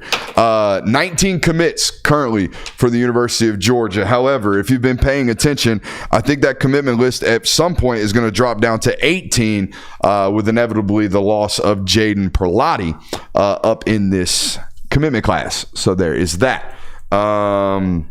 Other than that, we talked about the overview from the class the other night. Tuesday night, we went through the current commits and kind of gave you a rundown of who we thought were wife scouts. Those are football players that are so good, your wife ought to be able to walk up to the field and go, hey, is that the guy that's committed to Georgia? That's a wife scout. There's a couple of those that we talked about last night in terms of potential candidates. We talked about Georgia's kind of in-state NIL takes, right? This idea that maybe they're, taking a few more in-state kids that aren't as, quote, highly rated as others because, proximity to your school is a major factor to the transfer portal as well as NIL. It doesn't cost as much to get an in-state kid as it might as an out-of-state kid because there's travel expenses with mom and dad and everything that's involved to get that out-of-state kid to come play for your university. That's across the board everywhere. Georgia has kind of taken a stance on taking guys like the Roldan kid out of North Oconee, taking guys like Justin Green from last class, taking guys like Malachi Tolliver from last class, taking guys like Zacoby White, right? All of these in-state takes as of recent could have been sparked by Ladd McConkey being a massive hit, but it's also a spark of, hey, really good idea to make sure guys love our school and are dying to play here. And a lot of in-state kids are that way. So if you want to check that out, it's over on Tuesday's live stream. I believe that one's titled Lincoln Riley Already Fired. Just skim to about an hour and 10 minutes in and you'll find that one. All right, so here we go. We're going to go to the board and we're going to give you the projections on the rest of the class. We're going to hold it tight at 18 commits. Might be publicly listed as 19. We're going to hold it tight at 18 right now, presuming the loss of Jaden Perlotti right now on our projections. Here we go. Got to unmute the mic. I think that's the slowest you've ever walked to the board. Yeah, low energy today. Low energy today. Ooh. What's wrong? Call me Sam Pit Boss. Are you okay? Yeah, I think it was it was a good day. You want me to try again? No, I'm just making sure you're good, man. I appreciate you asking, dog. Do we need to start doing like NBA TNT crew where we race you to the board? No. Too many wires. There's not enough space for that. Too many wires. Not enough space. Mom's basement's huge. Bro, what the hell are you talking about? This entryway right here, dude. Oh, okay. I don't have enough space to get up and turn, and you win every time. You're not in the race anyway. I think we have the biggest square foot studio on YouTube. I've seen the 24/7 studio. We're bigger. Yeah, we got a big studio. I'm just saying in this area right here, it's not conducive. That's fair. That's fair. All right, let's do it. 18. That's where we're starting at. Should I use a pen? My calligraphy's a little bit better. Let's see it. Let's see the writing. He's been practicing. 2025 class projections. Wow. I can actually read that. Dang. Bangarang. All right, here we go. We're going to put a dot right here for, I think, the highest rated uncommitted football player that is on Georgia's board, which is Elijah Griffin, defensive tackle out of Savannah Christian. I feel really good about where Georgia stands here. Georgia makes it a habit of not missing kids like this. What you giggling about? McConkey said, oh no, he's writing. Oh, God. Either way, so here we go. Savannah Christian, I think you're good there. All right. Next defensive tackle that's very, very important. Should we give evals on these kids? My personal evals. Everybody knows they're highly ranked. Yeah. Elijah Griffin, in my opinion, lacks the twitch and fluidity that the next guy I'm going to talk about has. I have the next guy slightly ranked higher than this guy. However, Elijah Griffin's never going to get moved off the football. There's so much power and anchor ability in his run game. I think he's going to be a great college football player, particularly on first and second downs. Is he going to be Jalen Carter? I don't believe so. Georgia's coaching staff and recruiting staff believes that. Okay, their player personnel department, their coaching staff, everybody involved in the decision-making processes at the University of Georgia has seen this guy camp at the University of Georgia since he's about 14 years old, and they've been infatuated with him, knowing that he's absolutely 100% got to be a take and got to be a land in this 2025 class. I think they ultimately do so. All right, this next guy who I think's elite. I think this next guy has a chance to be every bit, of the projection that people think Elijah Griffin is. Okay, he is out of Manchester High School. His name is Justice Terry. He was already once committed to the University of Georgia. He then flipped his commitment to USC on the same weekend Isaiah Gibson did. He is now decommitted from USC. Alabama, a little bit of a player here as well. You would imagine some of the Florida schools, whether it be Miami or Florida State, get some type of involved in Justice Terry. However, I think he's ultimately going to end up at the University of Georgia. Has had a really, really long relationship with guys like Bo Walker in this class as well. I believe they played rec league football together when they were like 6 years old. So he's very, very comfortable with the commits that are at the University of Georgia already. Very, very comfortable with the coaching staff. Trey Scott, I believe, was his first collegiate offer, if my memory serves me correct. So they've done a great job here with Justice, and even during the commitment process to USC, there was never a foot off the gas moment, right? I believe the quote from Trey Scott was business as usual, right? We're going to attack this as standard operations. We're going to handle this recruitment no different than we would if you were uncommitted or still committed to us, okay? So I feel good about where Georgia's at with Justice Terry. I also feel good about where they're at with this linebacker out of Eastside High School that is set to commit, okay, July 20th, all right? He is an inside linebacker.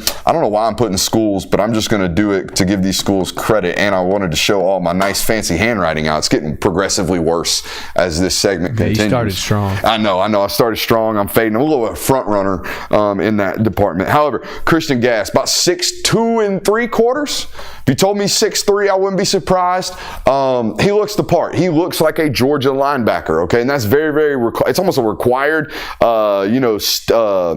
box to check when it comes to that room. Because, man, if you're not a physical freak, you're going to get swallowed really quickly in that room. You're going to get overwhelmed really, really quickly in that room. So he checks all the physical boxes of a Georgia linebacker. Also, just a tremendous kid. I think this one's down to Tennessee, USC, maybe Kentucky, and Georgia. Okay, so I think it's going to be Georgia on July 20th. That's one to pay attention to. He will ultimately be the second linebacker in the class, along with Zayden Walker. We've already told you we're projecting Jaden Pilati out. Okay, so that would be the second linebacker in the class. And by the way, I don't think you need to take more than two. I think if you take three, someone's getting immediately swallowed in that depth chart. That linebacker room is so damn deep right now. It's ridiculous. What they did last year was absurd. They signed 3 avatars in that class. Chris Jones, Chris Cole, and our boy Justin Williams, who was indeed a wife scout. All right, so on to the next one. We got Rashad Johnson, all right, a safety prospect that is going to decide soon, I would imagine, between Penn State. I'm not putting his high school here because I don't know it. Penn State and Georgia. All right.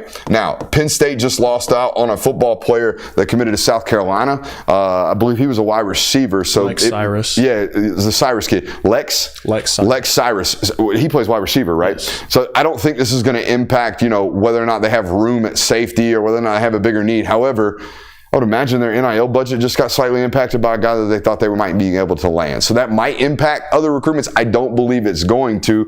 I like Rashad Johnson in this class for the University of Georgia as well. Okay, on to the next one. Who we got?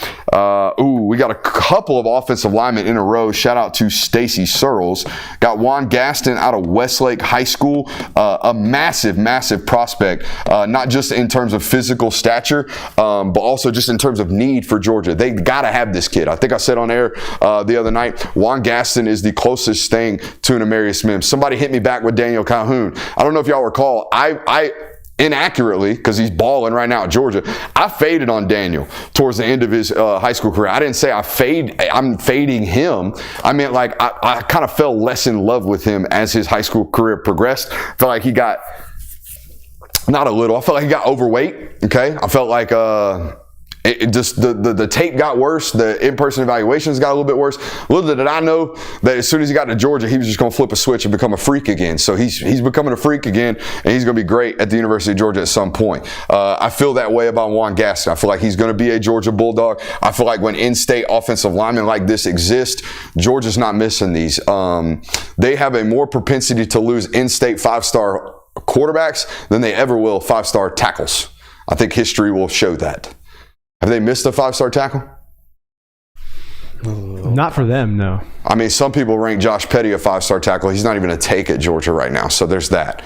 But so there's a couple of examples, but whether or not Georgia wants them is kind of the requirement there. All right, the next guy on the list, Cortez Smith. He is set to commit July 20th. I believe this one's going to be Georgia. When it's coming down to Georgia and South Carolina, come on now. I think it's going to end up being Georgia. All right. He's out of Parkview High School. And I've said this about him in previous shows. I'm going to say it again because I don't know if everyone knows about him. About 6'3.5", 6'4", already carrying probably 310, maybe 315. Has been a lifer at the center position since he started as a true freshman at Parkview. Has never played another snap, I don't believe, at another position. This is him. This is what he does. And Georgia hasn't signed one of these guys since Cedric Van Pran. They signed our guy to Grayson. Scruggs. They signed what's his first name? Griffin Scroggs? Griffin Scroggs. Signed Griffin Scroggs out of Grayson. He lasted a whole 12 months before he had to get up out of there. All right, so this is a very, I'm not going to say important, I just think it's important to have a traditional center in your room. All right, and they have Jared Wilson now. If Jared Wilson plays good enough, he might be an NFL draft pick this year. Either way, he's only there for 2 as your starting center. And this whole idea that we'll just teach somebody to snap, or we'll teach somebody to call Mike IDs, or we'll just teach somebody how to play this position. It's like saying you're just going to teach someone to catch. I don't know if that's like play the catcher position. It's a very different role. All right, it requires different things other than just lining up, knowing your responsibility, and playing physically. There's a lot of thinking that goes on, and on top of that, you got to snap and step. It's difficult. If you don't believe me, I think we asked Tate about this during the spring. And he said, snapping's one thing, but Mike IDs and I got all this stuff that's on my plate. It's really hard.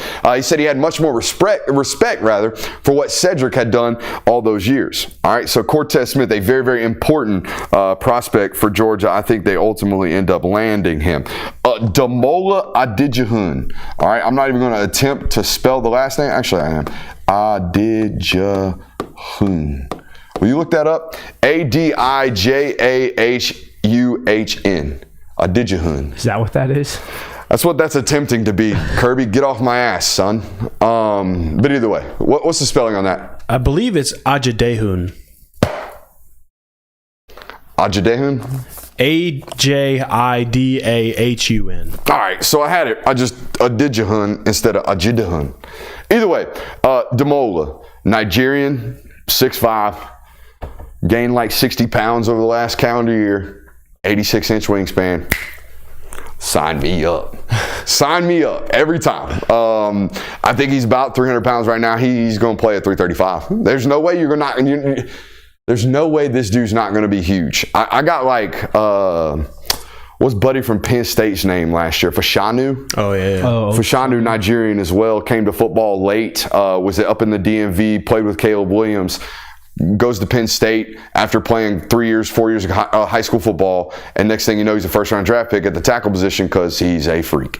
I think this kid's a freak physically. He's going to have to be coached up to be a freak on the football field. Either way, I like Georgia's chances. I don't know the timeline on this one. I think there's some things that have to get handled on that one. All right, so now that is 1, 2, 3, 4, 5, 6, 7 football players that I think are, quote unquote, in Georgia's class or will be in Georgia's class, or I am forecasting them into Georgia's class. Now, here's what you have to leave a room for, or leave a spot for. All right, we're going to put wide receiver. with a big old question mark. I think they're going to try to take a fifth. They already have 4 committed in the class, right? It's the Roldan kid, it's Thomas Blackshear, it's Taylon Taylor, and it's our guy that just recently committed that I'm drawing a blank on from Florida. That's a 3-star low. Tyler Williams. Should have known the name.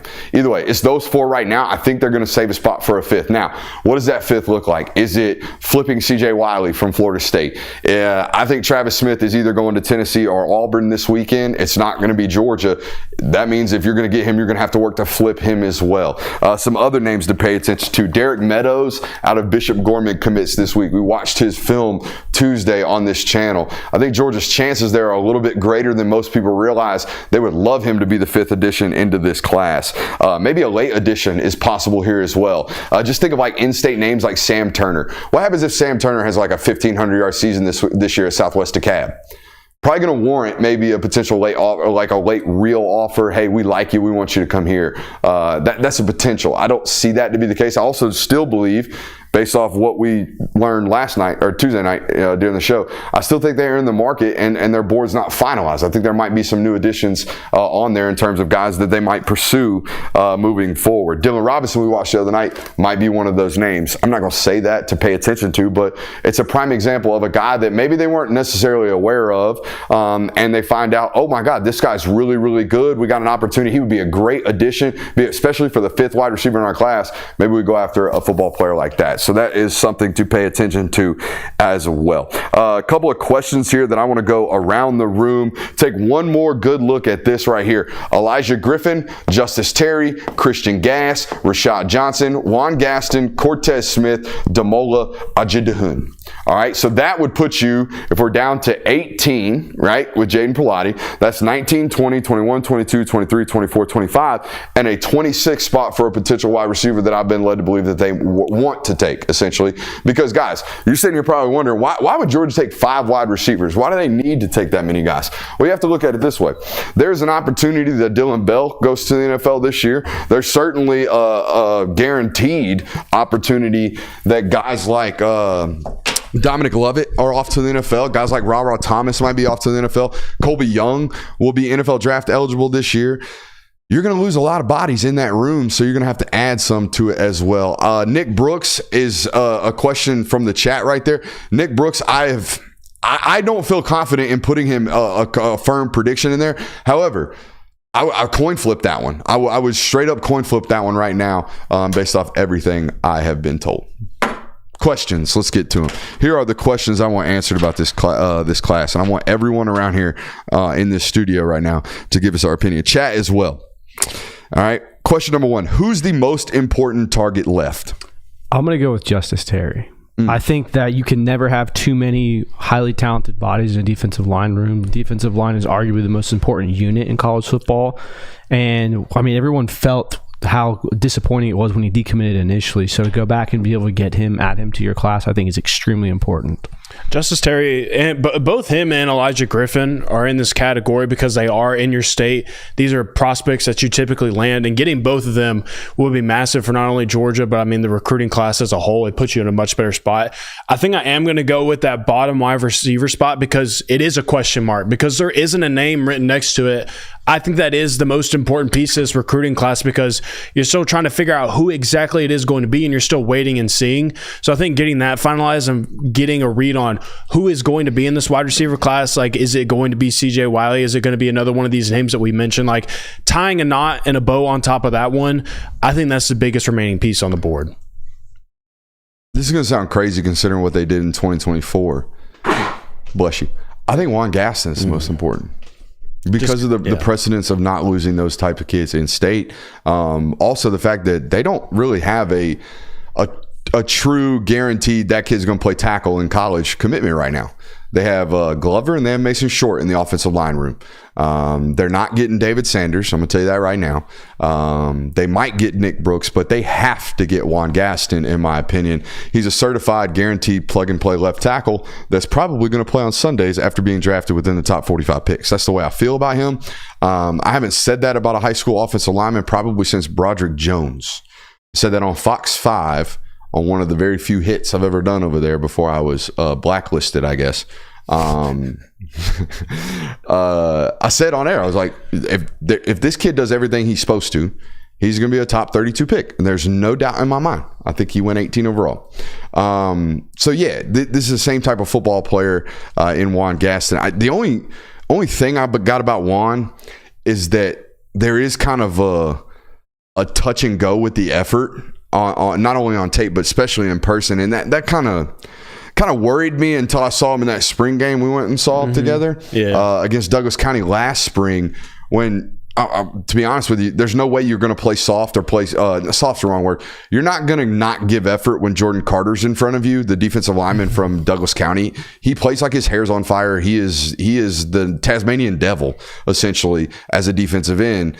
And Juan kind of handled him. Juan handled him for a good portion of that game, or at least that scrimmage. And I feel really, really good about that. When I know it's there, essentially, this is what I missed in Daniel. This is what I missed on Daniel, I should say. Calhoun had all of it, right? He had tape that showed me he could get his body right. He had a history of being a little bit chubby and not necessarily muscular as a freshman. And then by the time he was a junior, he looked great. And I should have just left it at that. He's clearly got work ethic. He's clearly got tape. He's clearly got tech. He's got all of the necessary requirements on a guy who's 6'6", 335 pounds. And then I see him at 375, and I'm just like, ugh. You know what I mean? Like, you can't do that. You got to I learned that with him. If they've got it at all, it's going to return once they get to the highest levels, you would imagine, or at least you have to project it that way. Kirby, did you answer most important target, Lou? Yeah, just as Terry. My bad. Most can't lose commit. Current commit that you cannot afford to lose. I don't think you're in any danger of losing this guy from what I know, but Zayden Walker is a massive guy that you really can't afford to lose, just because for the fact that everyone's kind of assuming Jaden Perlai is going to come off the board. You lose Zayden Walker too, you don't have a commit at the linebacker position in this class. Now, Christian Gash you very well could add, but Zayden Walker, losing him would be huge. And if you do add Christian Gash and lose Zayden Walker, you're only having one linebacker in that class. And it's not only a product of they're thin in this class at that position. He's great. Yeah. You presume him to be really, really, really good. You'd hate to see him play elsewhere. Level. Yeah, for sure. Especially if it's Florida State. Kind of for the same reasons, I'm going to go with Shamari Earls, because we've kind of talked about how this year's defensive back class is kind of thin. And before they kind of got rolling a little bit, the defensive back class, there was kind of some questions of like still kind of feeling out the room a little bit. Bringing him into this class obviously solves some of those issues. And I think with him being like kind of that leader in that room, in that position specifically, I think I would kind of tab him as one of these can't lose, because you don't really have like this solid, we have this next guy up necessarily if that were to happen. To me, it's, and I hate doing the not even close, it's Elias Williams by a mile. Elias Williams has, of all of these players in this class, Elias Williams has an ability to turn into an absolute freak show game changer.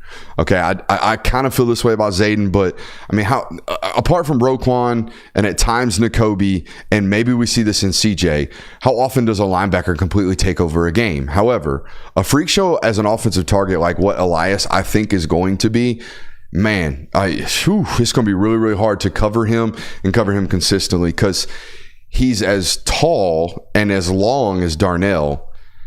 And I almost, I'm not going to guarantee, I bet we hear some crazy shit about his GPS really quickly when he gets on campus.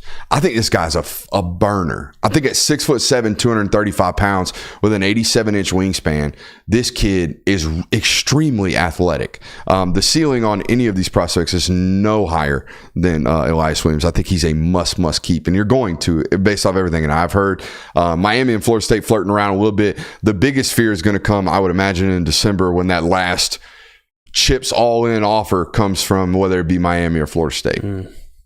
Even though Florida State is not much of a, they might be able to buy this commitment as Greg Atkins is a really, really good recruiter down there. The offensive coordinator and the former offensive line coach has been kind of handling that recruitment for Elias.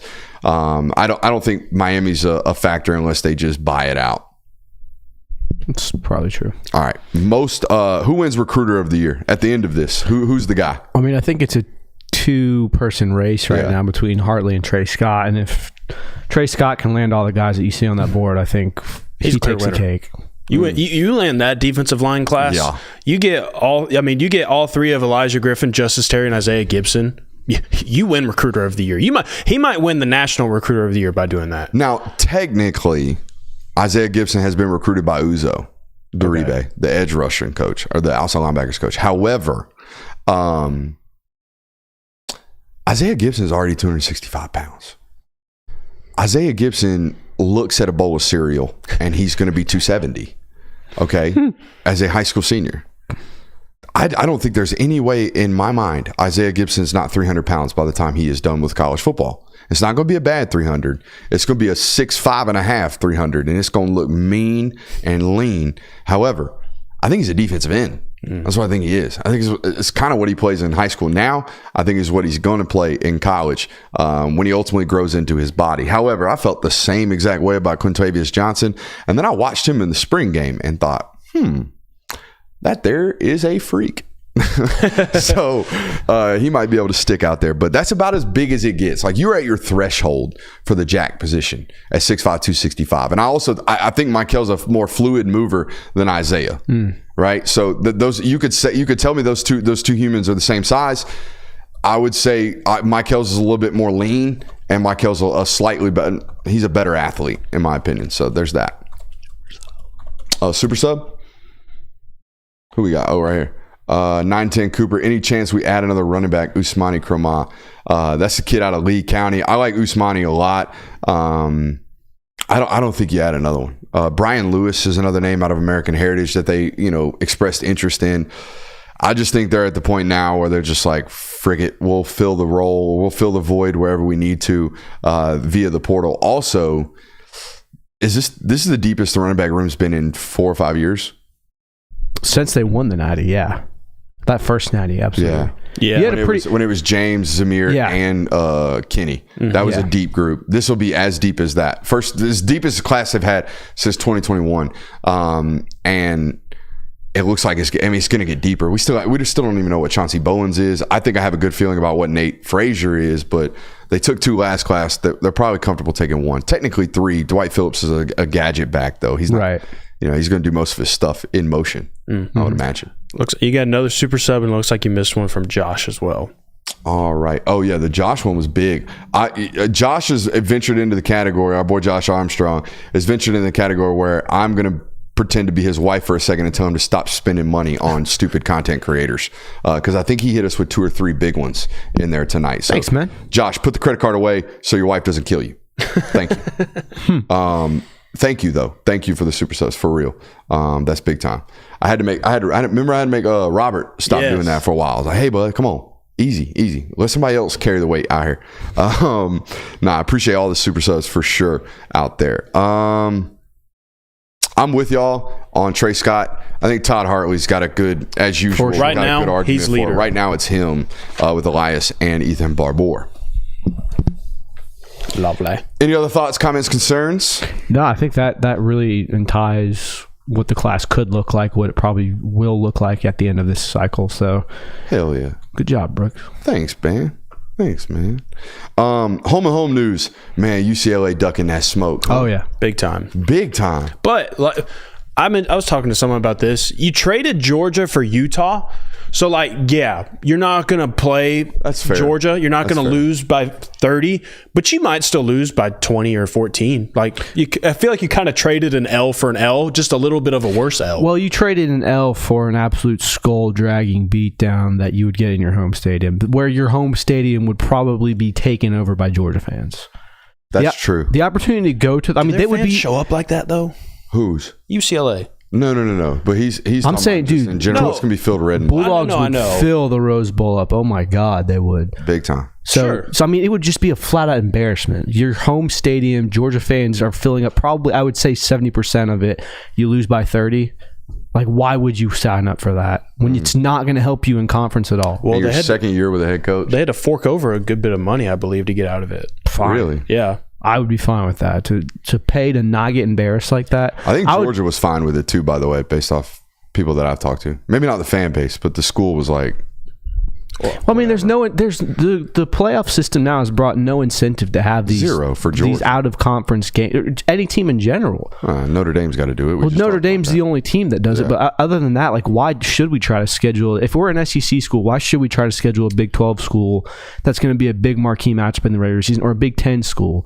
Because, I mean, if we win, great. But if it's not going to help us, why do we need it?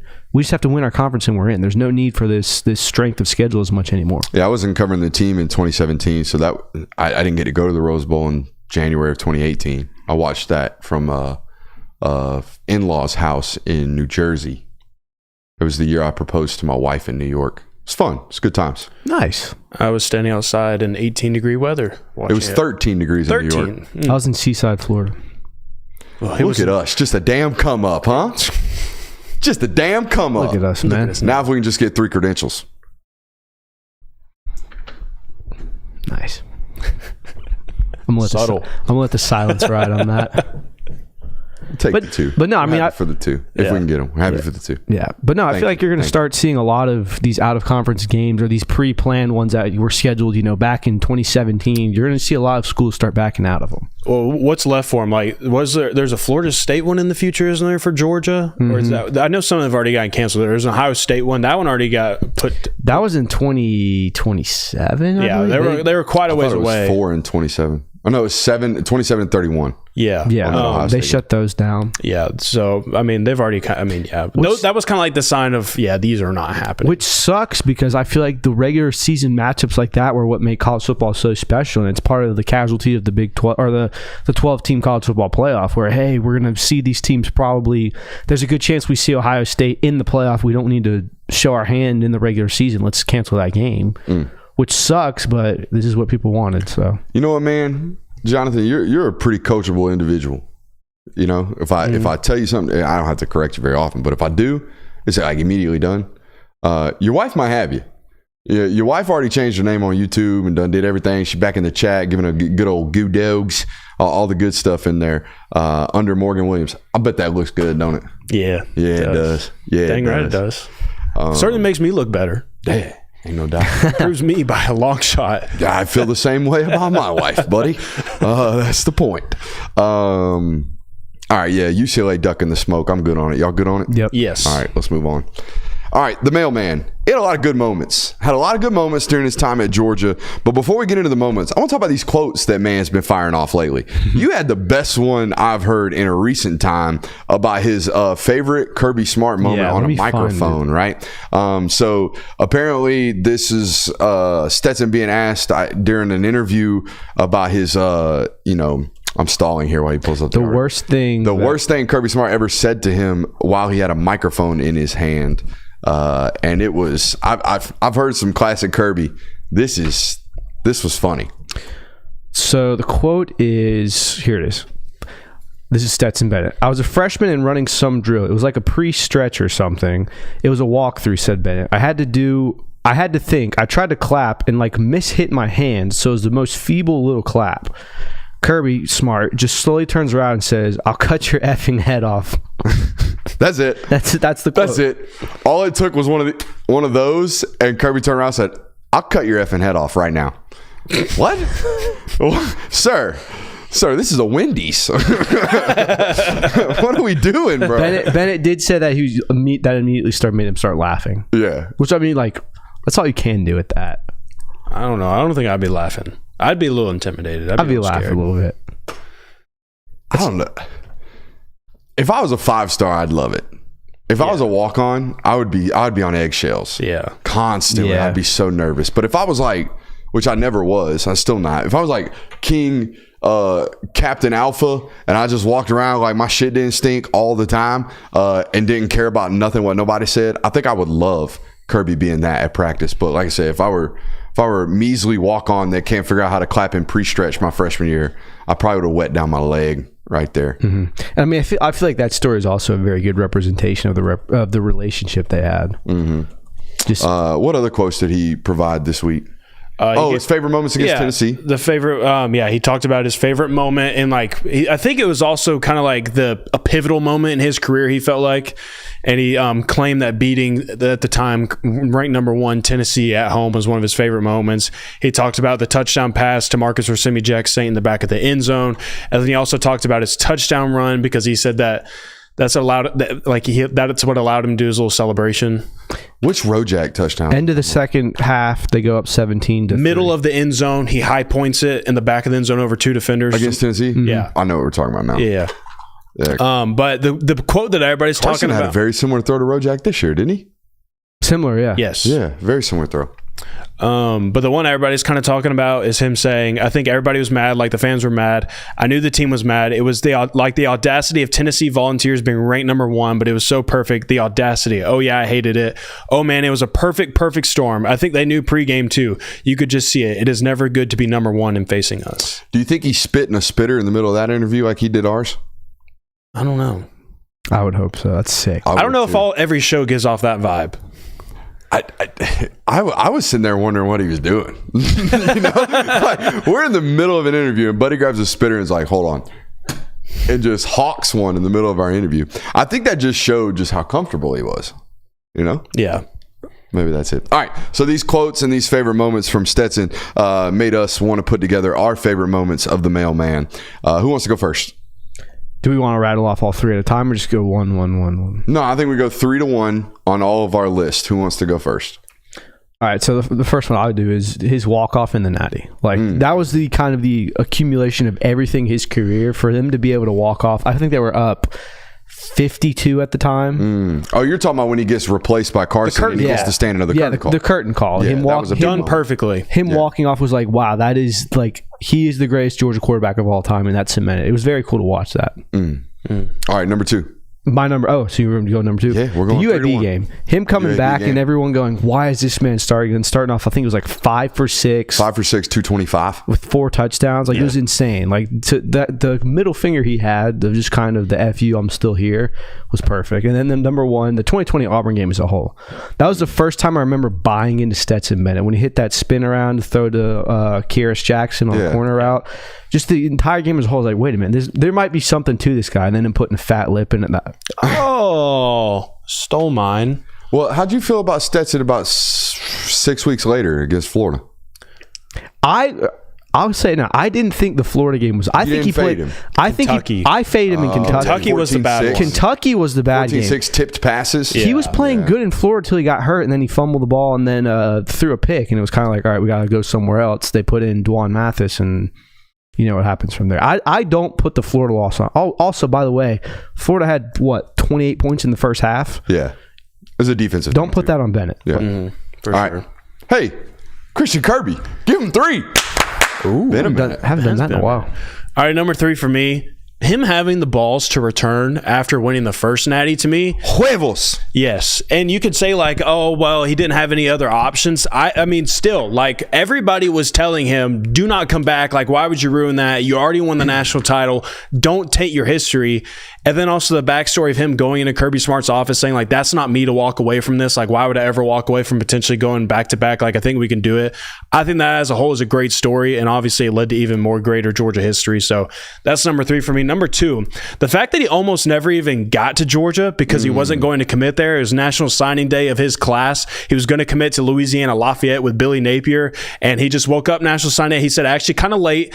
And then he had missed phone calls from Georgia, like a bunch of missed phone calls. And he calls him back and they're like, hey, we need you to commit right now. Like, you need to join this class. You have to make a decision right now. He's like, well, I'm not going to. Like, I'm going here.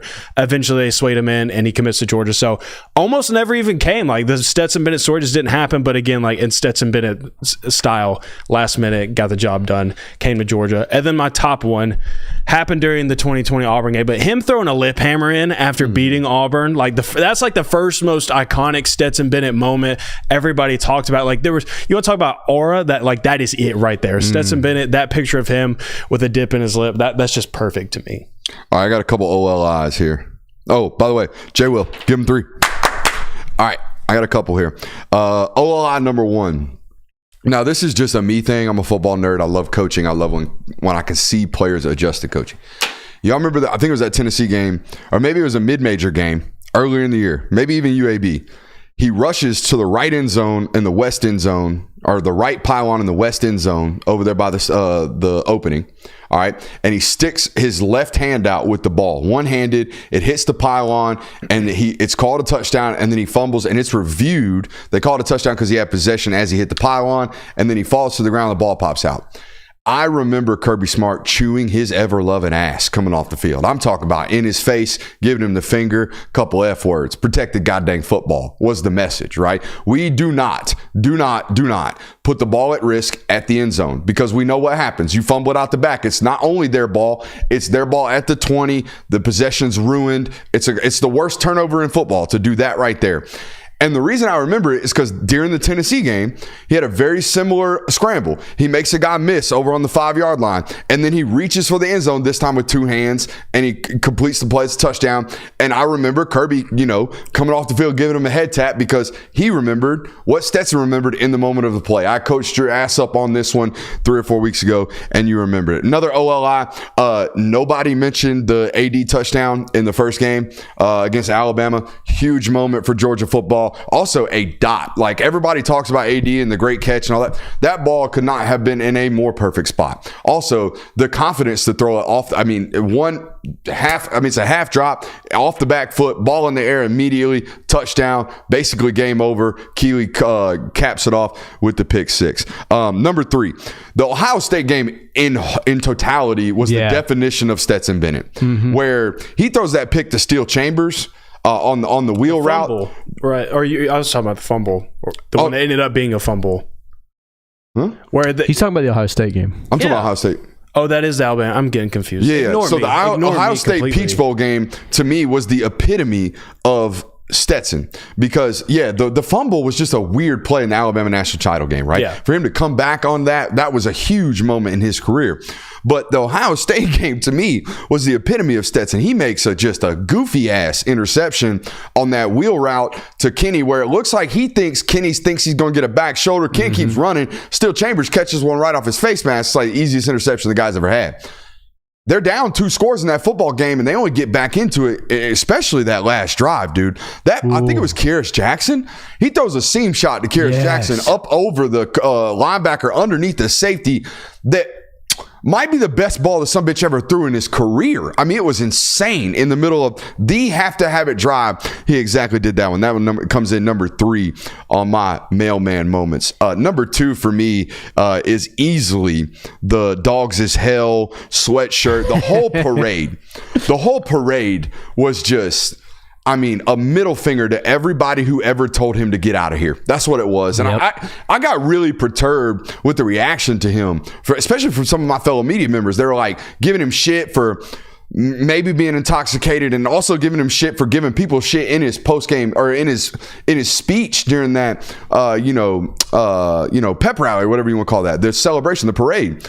I thought it was what do you expect? The guy had a chip on his shoulder his whole entire life, and everybody told him he was nothing, and he comes out and he does all of it, and somehow still people hating on him. Yeah, that dude's gonna have some fun, and he's gonna talk to his doubters in that moment. I thought it was quintessential Stetson Bennett. I thought it was a great walk-off moment for him as well, despite how some people might have felt about it. And number 1 is a very unique moment for me. J. Will, you got to experience it as well.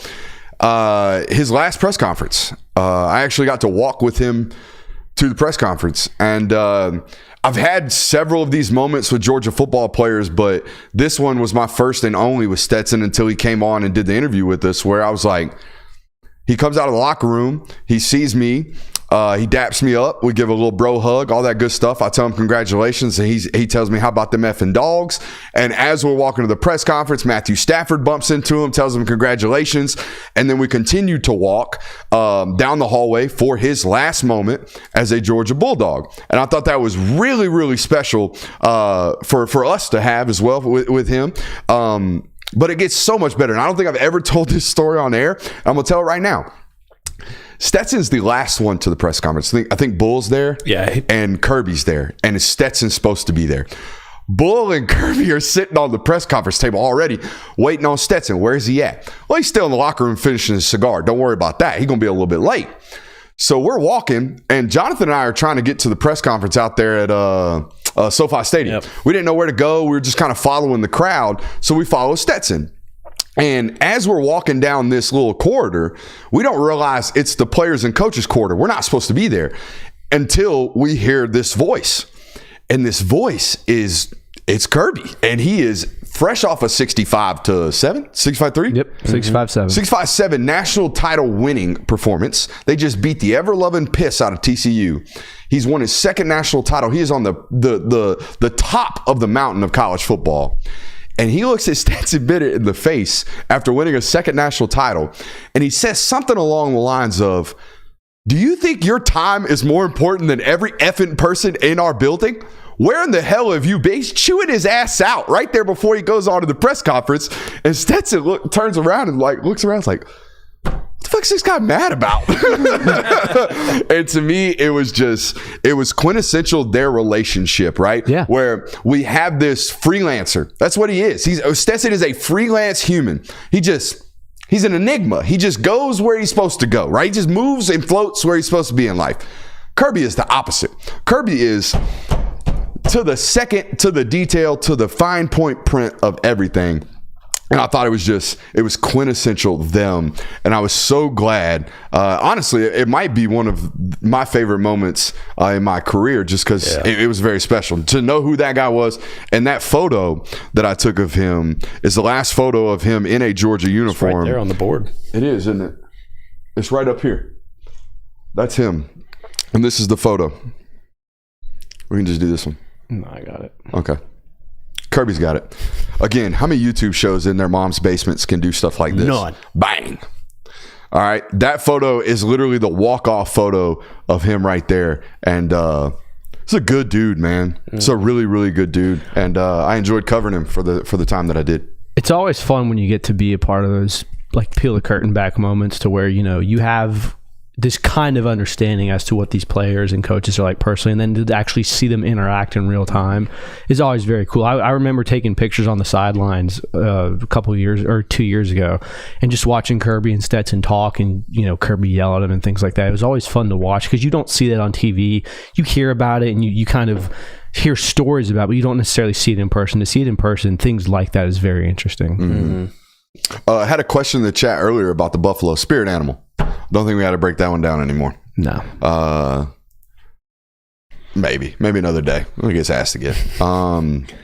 Top 5. This one came. Oh no, we got Beck and Stafford. We got your article. Ooh. Come on, Jay Will. You wrote a dime today, buddy. Now look, most of our jobs as writers nowadays has been kind of become more of, because there's so much news. The news cycle is constant. There's been so much. Hey, just put the news out. Just put the news out. Just put the news out. And every once in a while, a writer will write. He will write something that he is compelled to write about. He will research a topic. He will dive deep into it, and he'll put it on paper for about 1,000 words. Jay Will did exactly that today, and I thought it was a tremendous article. It took a lot of work for my man, and I hope you go read it on dogsdaily.com. Actually, si.com/college/Georgia. Head over there and pay attention to it because it was a really, really good article. Jay Will, tell us about it, bud. Yeah, so I mean, obviously there's been a lot of hype building around Carson Beck as before the 2024 season even starts, but a lot of hype specifically in the NFL draft. Everybody's kind of already tabbing him as the clear-cut number 1 overall pick next year if that team wants to draft a quarterback. So it kind of got the mind thinking of, is he the most hyped up Georgia quarterback ever? Well, there's only ever been one other quarterback put into this category, and it was Matthew Stafford. So it led me to want to go and research like what were NFL draft analysts saying about Matthew Stafford when he was coming out of high school. So believe it or not, you can find 2009 NFL mock drafts. And the cool thing about this is it's the same NFL draft analysts. It's the same people still covering the draft today as it was in 2009. So I took quotes from the 2009 NFL mock drafts from multiple people, and then I also took quotes about Carson Beck in the NFL draft and kind of compared like what people are saying about both prospects and deciding of who is the most hype, not off numbers or anything, just off of that. Now, before reading the article, my hyperbole, or my hypothesis, I should say, of the article was going to be that a lot of people talked about the pure talent and the need for to clean things up for Matthew. Whereas with Carson, they talk about the other things. They talk about how clean he is and how ready to go he is, and we just need to see the ceiling. That was my hypothesis of what it was going to be from the quotes. What did it actually turn out to be? All right, I'll read you this one from Todd McShay on Matthew Stafford. It says, yes, his inconsistency can be frustrating. His footwork needs polishing, and he must learn to take some heat off of his fastball when throwing underneath. But after studying the game tape of the entire 2009 quarterback class, it's clear to us that Stafford is the top dog. His combination of accuracy, arm strength, surprising mobility, experience in a pro-style offense in the SEC is second to none. Top dog spelled D-O-G? No. Oh, yes. Yes. He had a chance for a pun there and didn't take it. Missed it. All right, what have they been saying about Carson? What did Todd say about Carson? I have this one from Matt Miller. Yeah, because unfortunately, McShay's Jordan Reed right now. Jordan Reed on Carson Beck. He says, Beck is the most common name mentioned at the top of this class of signal callers, but there are still some questions that he needs answered heading into this second season as a full-time starter. However, Beck doesn't make a ton of plays outside structure, and his footwork is still a little inconsistent. If Beck can answer the call and put up another big season, he could certainly emerge as QB1 in this class and end up as the top pick for quarterback-ready franchise. I'm going to have to talk to Jordan because I disagree about the lack of consistency with the footwork. Yeah. I mean, if anything, his mechanics are the A-plus category of him. Is his mechanics and his processing. I think the only, or maybe what he means by that is when it's forced to go off platform or when he's forced to go on a scramble or step up in the pocket. Yeah, that might be when footwork gets a little shoddy. If he's on time and if he's in a clean pocket, he's one of the cleanest passers there is. From what I see, at least. Yeah. I mean, watching him put on like a throwing display in person it's something. You know, and the NFL felt this way about the time he threw at Pro Day. To George Pickens and whatnot. Yeah. I mean, he was vaulted immediately onto NFL boards because, I mean, shit, apart from not running 4.58, what is Carson missing? I would say two things. Just an alpha, outgoing, I'm leading the organization type of personality. For some reason, everyone assumes that is required at the quarterback position because it's not, but they are the face of the organization. They're the face of the franchise. They have to stand in front and answer everything. And he's done a much, much better job. And he's become much more comfortable in front of cameras, answering questions and doing all those things because he's naturally an introvert. Everybody that knows him knows this about him. So that would be one thing. And the other thing would just be the raw athleticism, just the pure, how twitchy of an athlete are you? But other than that, there's no miss. Yeah. There's no issue at all in terms of his gameplay. So yeah, I'll have to pick Jordan's brain. I mean, a quarterback guy, but he played the position I did not. I mean, he knows. I'm not calling into question his evaluation. I don't see that. I see a guy that's right foot, left foot, clicking through his reads at all time. He's in a perfect base to release the football whenever he needs to. I remember doing a film breakdown of Carson coming out of high school, and he wore 18 at Mandarin. And I remember saying on the film breakdown, this is a guy who very clearly watched Peyton Manning growing up. Like, this is a guy who, I'm not going to say idolized him, but clearly watched this guy. Now, as he's gotten older, his player comparison, his player preferences, I should say, have leaned more towards Rodgers. And you're going to talk about Aaron a lot. Yeah. And I can see that to an extent. But nah, this dude's clean, man. This dude's absolutely clean. And the chat's saying he's definitely got Riz. So that's awesome. Got tattoo Riz. Yeah, he does. Calf sleeve tough. Now, I want to talk about this because we got, 3 or 4 days before we're back on air because next week's going to be a little bit weird. Okay, I'm going out to SEC Media Days in Dallas. I fly out Monday morning at 7:30. So I'll be waking up at like 3 on Monday morning, going to the airport. But I land sometime around like 11 local time out there in Dallas. And I'll be getting to work during SEC Media Days out there. Kirby Speaks Tuesday, but Monday night I plan to bring you some type of show from the Omni Hotel. Tuesday, another show. Wednesday, probably another show. Thursday, another show. And then I'll come back home. They will not be 2-hour streams because it'll just be me, but it will be an hour of flamethrower. So if you want that, pay attention. I would go ahead and put the channel on alerts. If you have not, there's a little button over here somewhere that will allow you to put the channel on alerts. So if anything were to happen, if we were to stream anything, if we were to go live, you're going to get a notification. So make sure you're doing that because, again, I don't exactly have a pinned down time. I don't know my schedule out there just yet. So be paying attention. It's going to be great content. I love doing it from Nashville last year. We loved doing it from Nashville last year, I should say. And my boy Fisher Brewer will be out there with me. He handles stuff over at our Gamecocks Digest site on SI.com. So he'll be out there to help me out in terms of production and stuff like that. But make sure you're staying tuned into there. But I do want to hit this, which was suggested to us from our Discord chat today. If you're not in Discord, patreon.com/Brooks Austin. There are a lot. I don't like to give the number out because y'all motherfuckers be pocket watching. There's a lot of people over there in that Discord. We talk a lot of Georgia topics during the day and throughout the day over there on patreon.com/Brooks Austin. Feel free to subscribe there. I'm going to go ahead and tell you, I'm going to tweet out after the show 15 free subscribers as long as you comment first. If you want to get in first, Brooks7711@gmail.com. Email me right there and go ahead and get those because we've had a lot of super subs tonight and we don't put that money in our pocket. We put that money back into the product via patreon.com/Brooks Austin. Top 5 most important players. This was a question that was proposed to us in the chat today, so I want to hammer it right now. Top 5 most important players on Georgia's roster this year. I'll go first. 5-1. Number 5, I think Warren Brinson has to have a huge year this year at the defensive tackle position. I thought he was on the cusp of doing so last year, and it was his first year last year really playing a bunch of reps, right? It's a guy that sat behind Jalen Carter. I think he was in Carter's signing class, sat behind Jalen Carter, Devontae Wyatt. And now, he's really getting an opportunity to be kind of the main guy at that 3-tech spot the last 2 years. Last year, I felt if Warren learned how to unzip his feet and slow down just a little bit, he probably would have had 7.5 TFLs. He probably would have had 3 or 4 sacks. And it would have been a statistically more impressive season. The tape showed flashes. I want to see consistency on the tape this year. I think it's important for Georgia to have that at the D-tackle position. Number 4, I got CJ Allen.